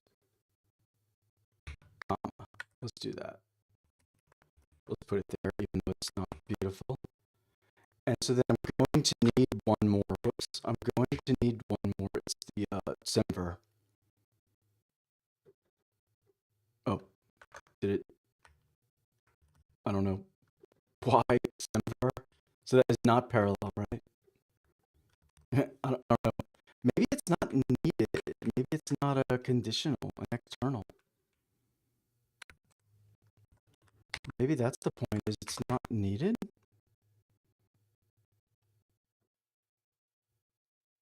Mm-hmm. View. Let me look for semver, right? Yeah, it's not referenced. Huh. Okay.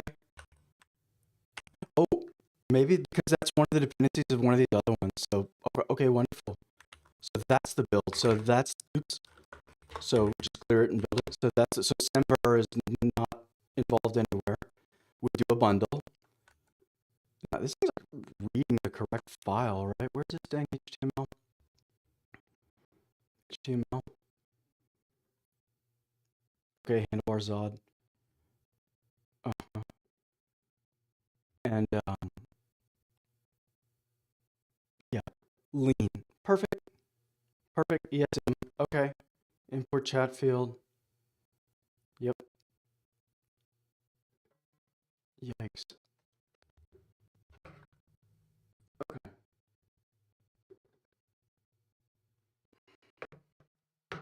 Okay. So what happens now? I think that's awesome. That's the lean build. So let's go look at it again. Come on, Schwartz. Ooh, cool. Okay. env.js. So we're back to this error. Yeah. Yes, I've seen this code. So we're back to the okay, not bad. Not bad because at least my hypothesis was so if I do a stop delete, if I do a standalone build, it's going to say circular dependencies. And I think that's the same issue. And in fact, env,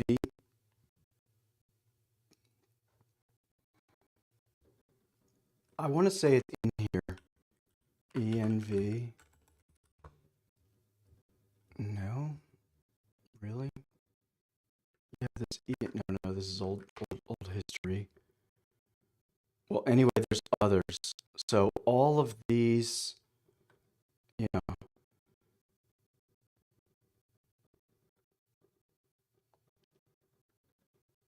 yes, JSON schema. Why array parse def? I don't know.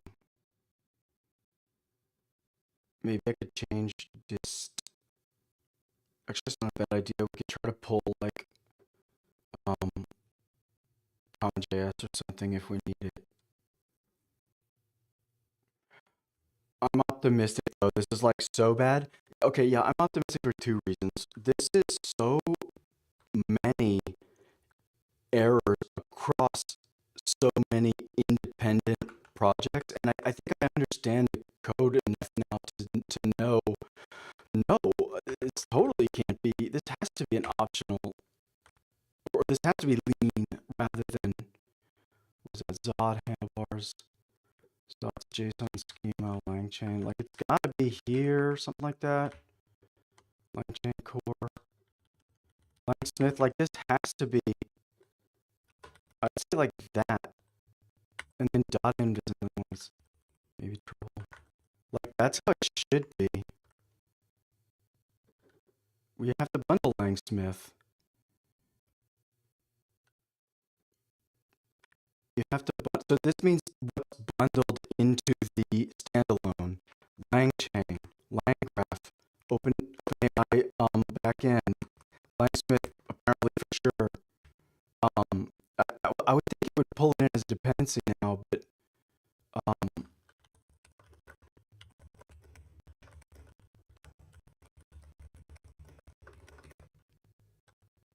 well, it doesn't matter. Yeah, it doesn't matter because it's excluded in the link. Open telemetry for some reason, and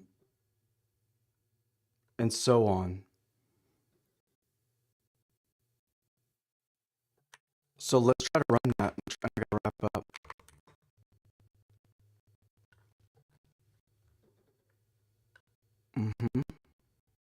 Cool. Cool. So circular dependencies. And then, ooh, I know something I could do is like remove plugins. I don't know, but I might need them all.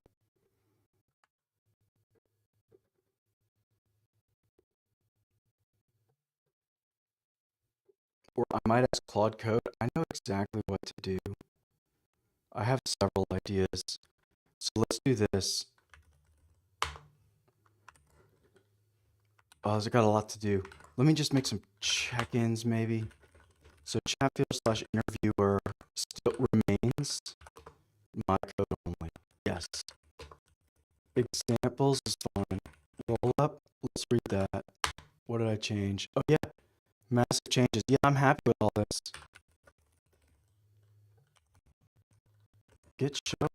What is this? Successfully externalized. Rollup. That's fine.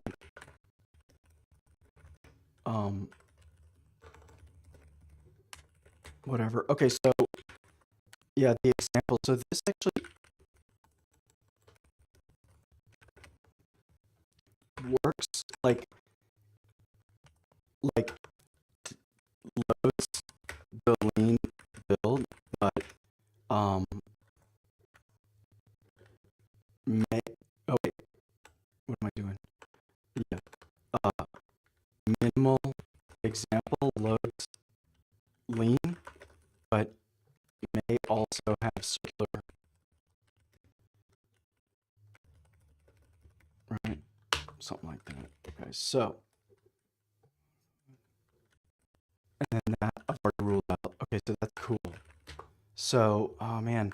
So something I want to do is say I'm having problems with the rollup build in TypeScript. Warning about circular dependencies for the standalone build, or crashing, yeah, throwing in the browser. Let me just maybe tell it, right? I also decided I definitely do want to connect this thing to, yeah, right.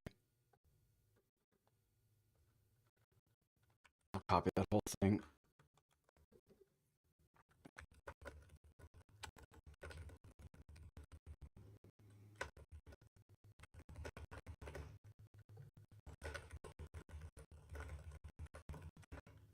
Let me just paste it there. Yeah. Let me triple quote it there. The requested module. Here.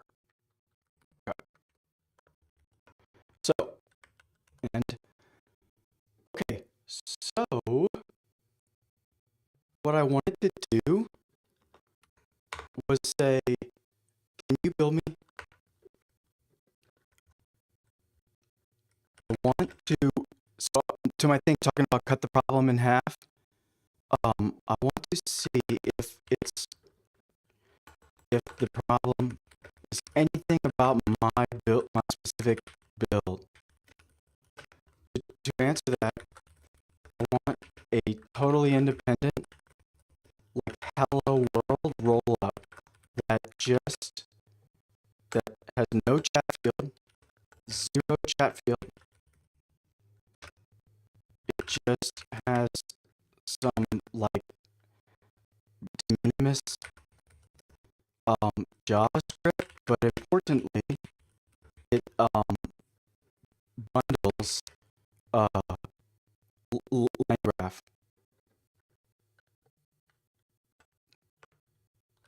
Bundles LangGraph, LangChain. Okay. No plugins, no other plugins. Okay. Maybe the minimal JavaScript should console.log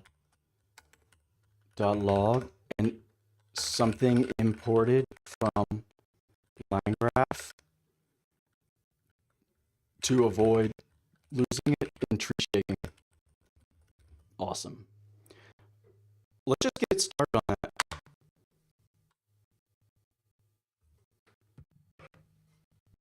Let's get started on that.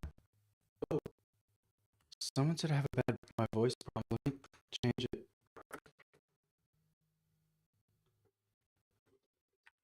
Yes, yes. I think I can solve it. Where is it?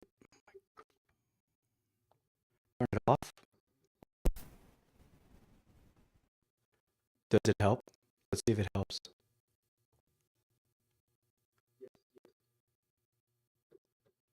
Usually that helps. Oh, thank you, Jibir. Thank you, Jibir. Yes, thank you, Jibir. Let's see if it helps.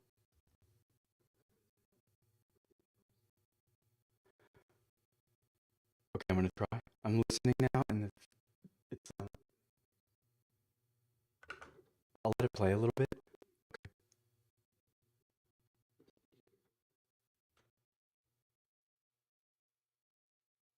Okay. I'll carry on. I'll carry on. I think it might still be happening, but I'm almost finished. We'll see if the transcripts of these work. I hope the subtitles works. Okay. Oh, it's done already. Good. Good. Uh-huh. Right. Yeah, package.json. Yes, yes. Yes. Resolve and common.js. Okay. Whew. Langsmith. Okay. Okay. Good. Okay, so what do I do? Make open test.html. Right, exactly. npm run build.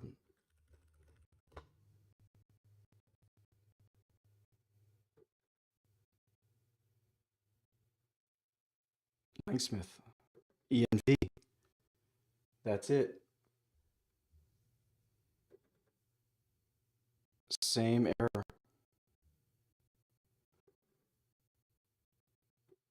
Okay.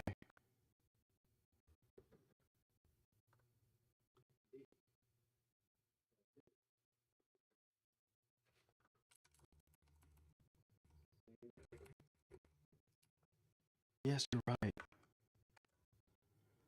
This also.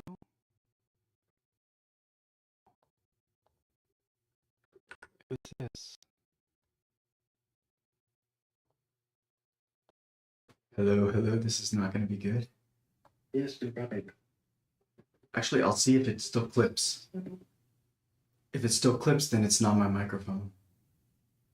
Hello, hello, hello, hello, hello, hello, hello, hello, hello, hello, hello, hello. Hello, hello. This is not going to be good. Yes, you're right. Actually, I'll see if it still clips. If it still clips, then it's not my microphone. It's not clipping. Hello, hello. It's not clipping, so I'm going to proceed this way. Okay. Okay. So that is great. That is the same problem. So it's not anything to do with my, plugins and customizations and all of this stuff. This is a bog standard. So,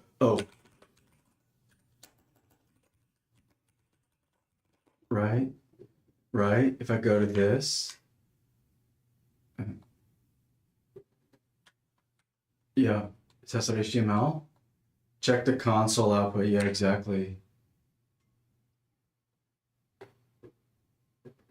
Oh, course policy.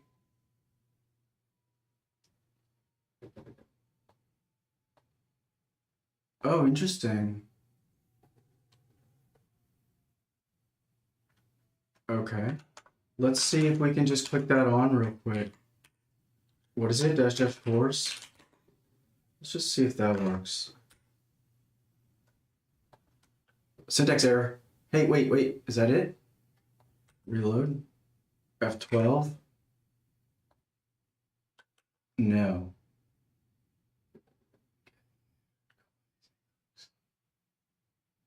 It's trying to course to where? 8081. And that's still failing? But wait, where is it trying to course to? Stop, no. Origin, that's the origin, that's the referrer. Response, no.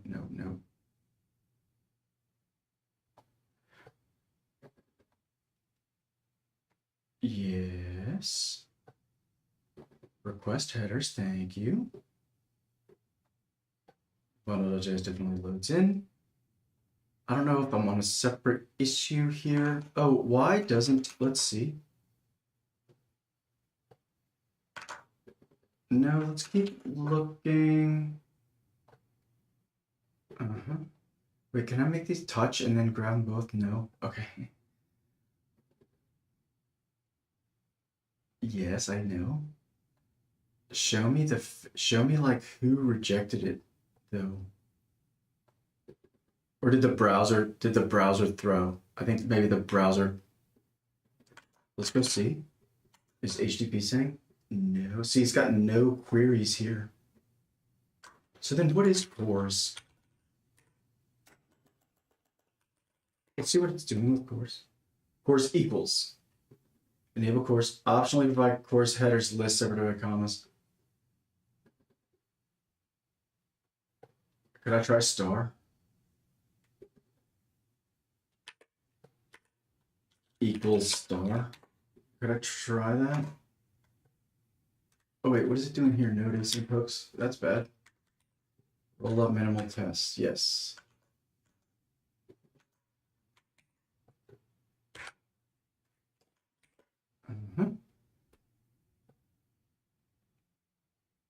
Are only supported for. Oh, I see. It's not about server config. I see. HTTP, HTTPS. Yes, but I'm HTTP. So why would this fail? Okay, so let's get out of this because the thing is, I don't think loading it in matters. Yeah, loading it in doesn't matter because the build is telling me circular dependencies. So I'm satisfied. So this whole minimal test here shows that it's nothing to do with my plugins and my renaming and my aliasing and that sort of thing. There's 35 circular dependencies. npm, let's see. Standalone, right?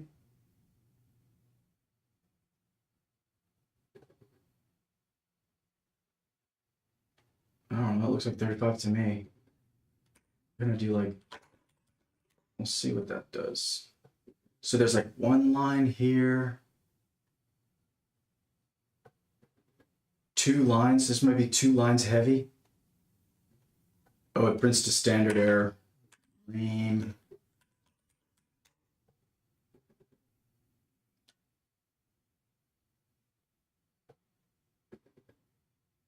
47 lines of output. So there's a bunch of circular dependencies. They're not identical, I don't think, but whatever. So, oh, maybe that's because OpenAI or something. Okay, so I'm super happy. I'd like to log that out. That proves it's gone. Gone. Wonderful. So that proves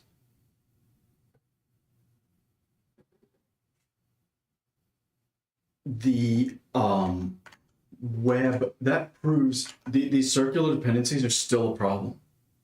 Well, I've done a ton today to get clarity and to get good, like good, clean build stuff. But I'm still getting circular dependencies. Let's get out of here. So this is the minimum one. Yep. When I reload this, I'm still getting this, and it seems genuine.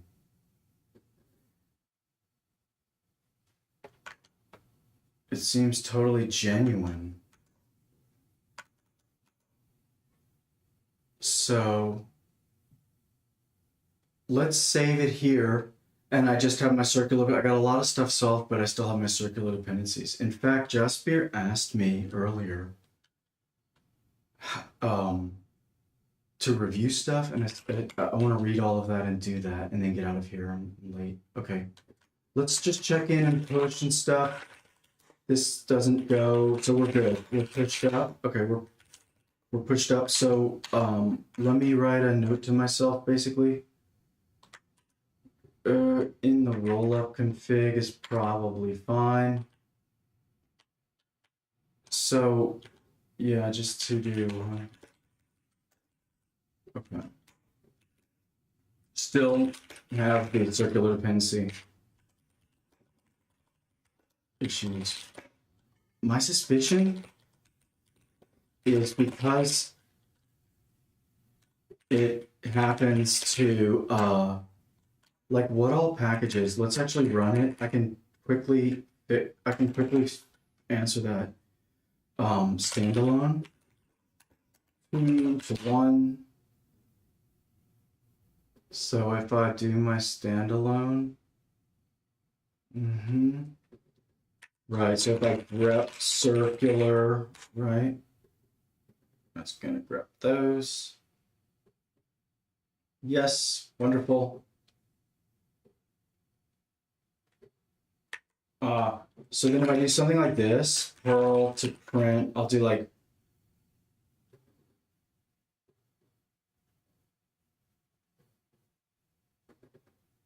or no, I'll do in any.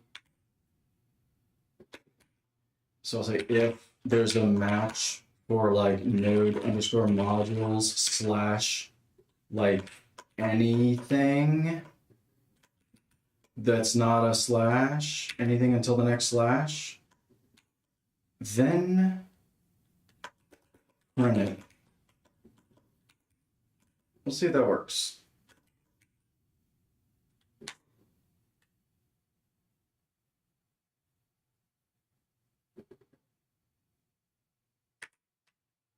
Dash any.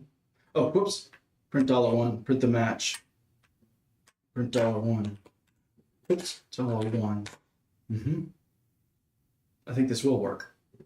So it's just going to cut out. Yeah, exactly. It's just cutting out. If it ever sees node modules, it's just going to cut all of this out. And so then it just prints all of that. And then you just go sort unique and off you go. So that's going to give me a unique list of at least top level packages to think about. That's good enough. LangChain. Yeah, great. So that's my list of, that's my list. Or let's see. Paste.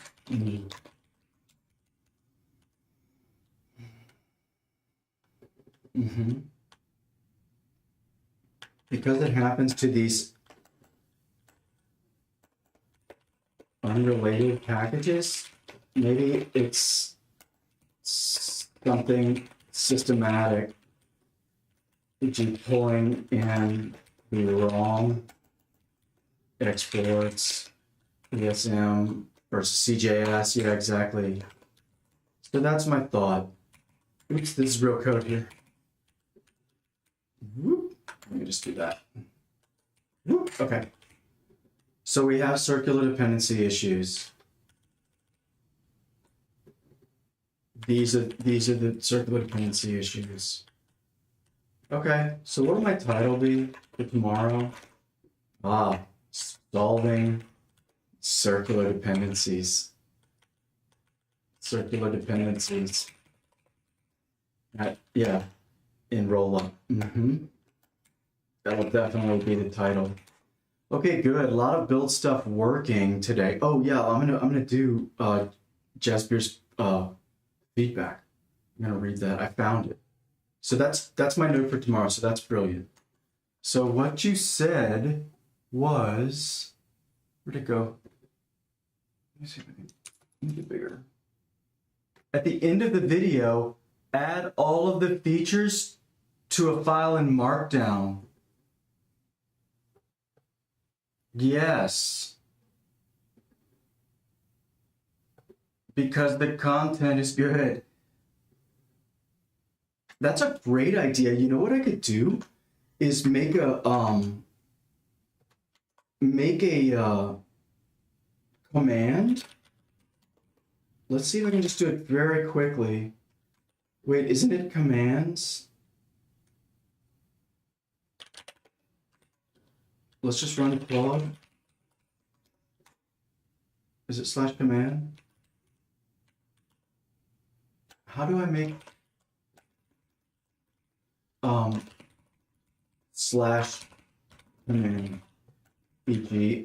Let's call it like wrap up, which tells it to read all commits within 24 hours and provide and post a markdown diary to the GitHub wiki under a timestamped, like title, right? So hopefully it'll do all of this for me. I love that. So what you said was explain what was done in a journal, basically, or a diary. Here we go. Wrapup.md. Okay. Awesome. Let's do that. Make it for me.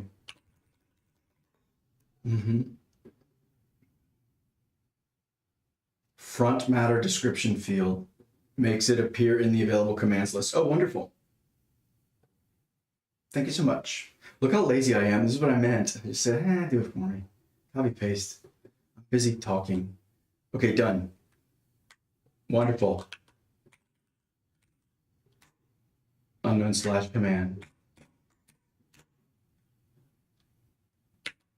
Oh, cool. So, Claude, let's actually edit it. Commands wrap up. Generate a daily commit diary. Read all Git commits from the last 24 hours and create a markdown diary entry summarizing the work. Post it to the GitHub wiki with a time-stamped title in the format YYYYMMDD. Let's do that. Git commits. Analyze the commits. Format. Yeah, this is good enough. Clone or update the wiki if needed.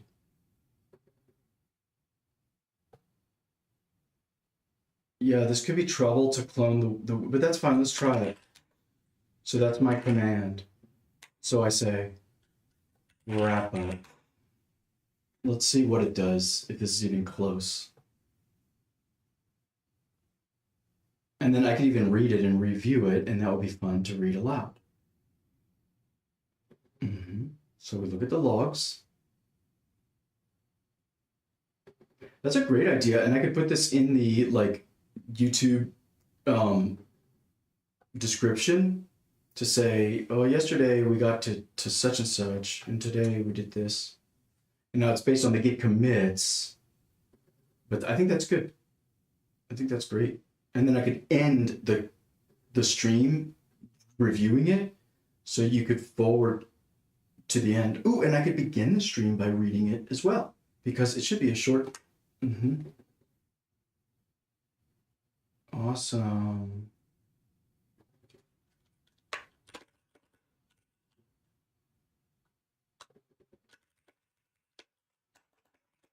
Oh, yikes! It did it. It did it through. It did it through. Let's see. Do I have a random? Wait, do I have a random? Nope. Where? Oh, look at that! Oh my God! It just cloned it out in the middle of nowhere. That's kind of funny. Okay, but did that work? Let's make it full screen. Oh, handlebars, roll up, keep that TSC, close that, roll up, nope, close it, okay. Chatfield. So if I go to the wiki, here, ooh, that's gross. Okay, got some file name problems. Edit. Can I change the name here? Nope. Wait. Oh, yes. Like that for sure. 2025, 22. Right, that's a timestamp. Major changes. This is awesome. This is decent. This is maybe even too much for a daily. Yeah. Oh, that's cool.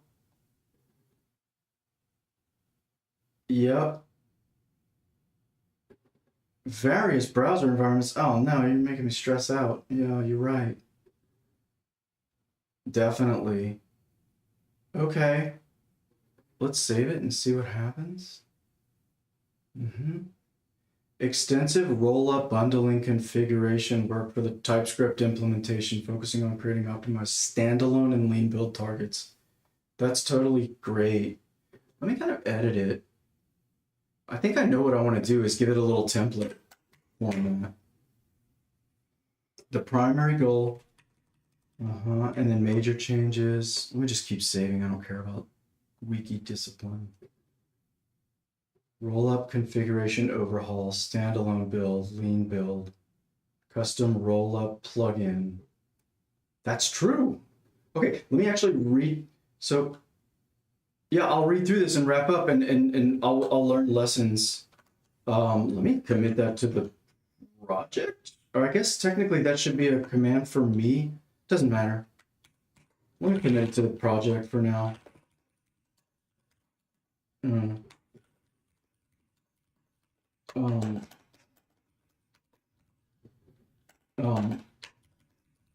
What's that wrap up?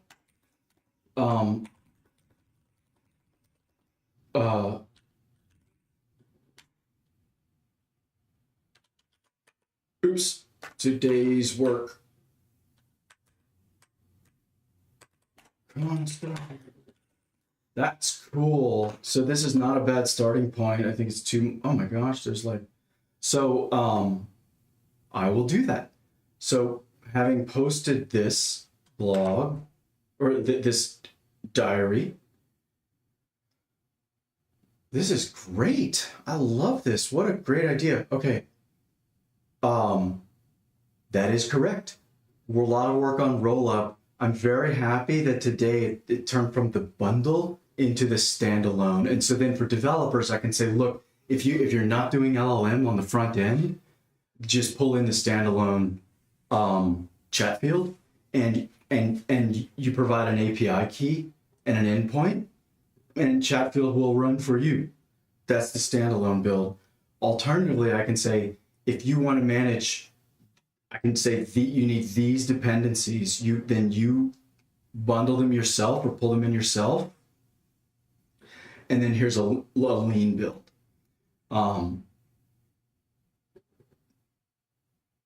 Yes. Potentially the lean build could eventually merge into to where it is only the Chatfield code and no more. Maybe. So then it's effectively equivalent to like the common JS or doing it in Node. So that's great. I don't know if this was the goal. I don't really know if I agree, but whatever. So then, yes, that's the standalone versus lean. And then, yes, indeed, Claude Code helped me write my own plugin for the project. So I did not pull in an open source project here. I think some exist. I have some notes to myself to follow up. But what happened today is all of the, let's go to Chatfield, all of the templates, all of the prompts, for example, the system prompt, these are all now included in the JavaScript package, package without needing to read them in and parse them or compile them. That's all solved. So if you're running on Node.js, it still will read these, and that's not totally perfect yet. But on the browser, this is completely working, this plugin. So this Rollup plugin has allowed these template contents to be included in the bundles, and then for the handlebars, template compiler, parser and compiler, to properly compile and parse and compile them. And this kind of doesn't matter. That's not a major change. Okay. This is totally true.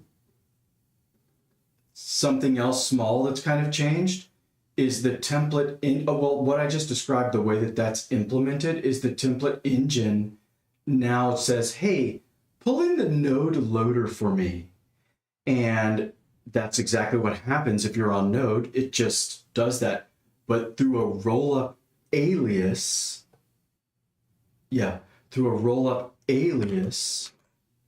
which alias is a plugin for Rollup. Where is that alias? Yeah, through a Rollup alias, the template loader will be changed to the browser version instead. And that browser version has been built by this plugin. So when things run, Rollup will say, whoops, this plugin it wants to run at start time. And so it does. And so it generates some TypeScript. And then the alias technique or the alias plugin will then alias this node loader into the generated TypeScript, which was made by this plugin. And then that all bundles together. So that's how the magic works there. So that's going to persist forever. That's the end-to-end that I'm talking about. That's great. And so the files change doesn't really matter too much. I'm glad I got UUID. I could add and remove it later, but I'm glad I got that working with UUID really helped me get this, I think, cleaner and better. But the big problem is there's still these circular dependencies. So that's the development, that's today. That's the development diary. So thank you for that recommendation. I'm going to do this every day now. And I'm going to start tomorrow just by reviewing this diary. This is awesome. Thank you for that. Okay, thank you, Jasper. All right, well, I'll logging off. Thank you. Let me just push. It's all pushed. Yep. Thank you, thank you, thank you.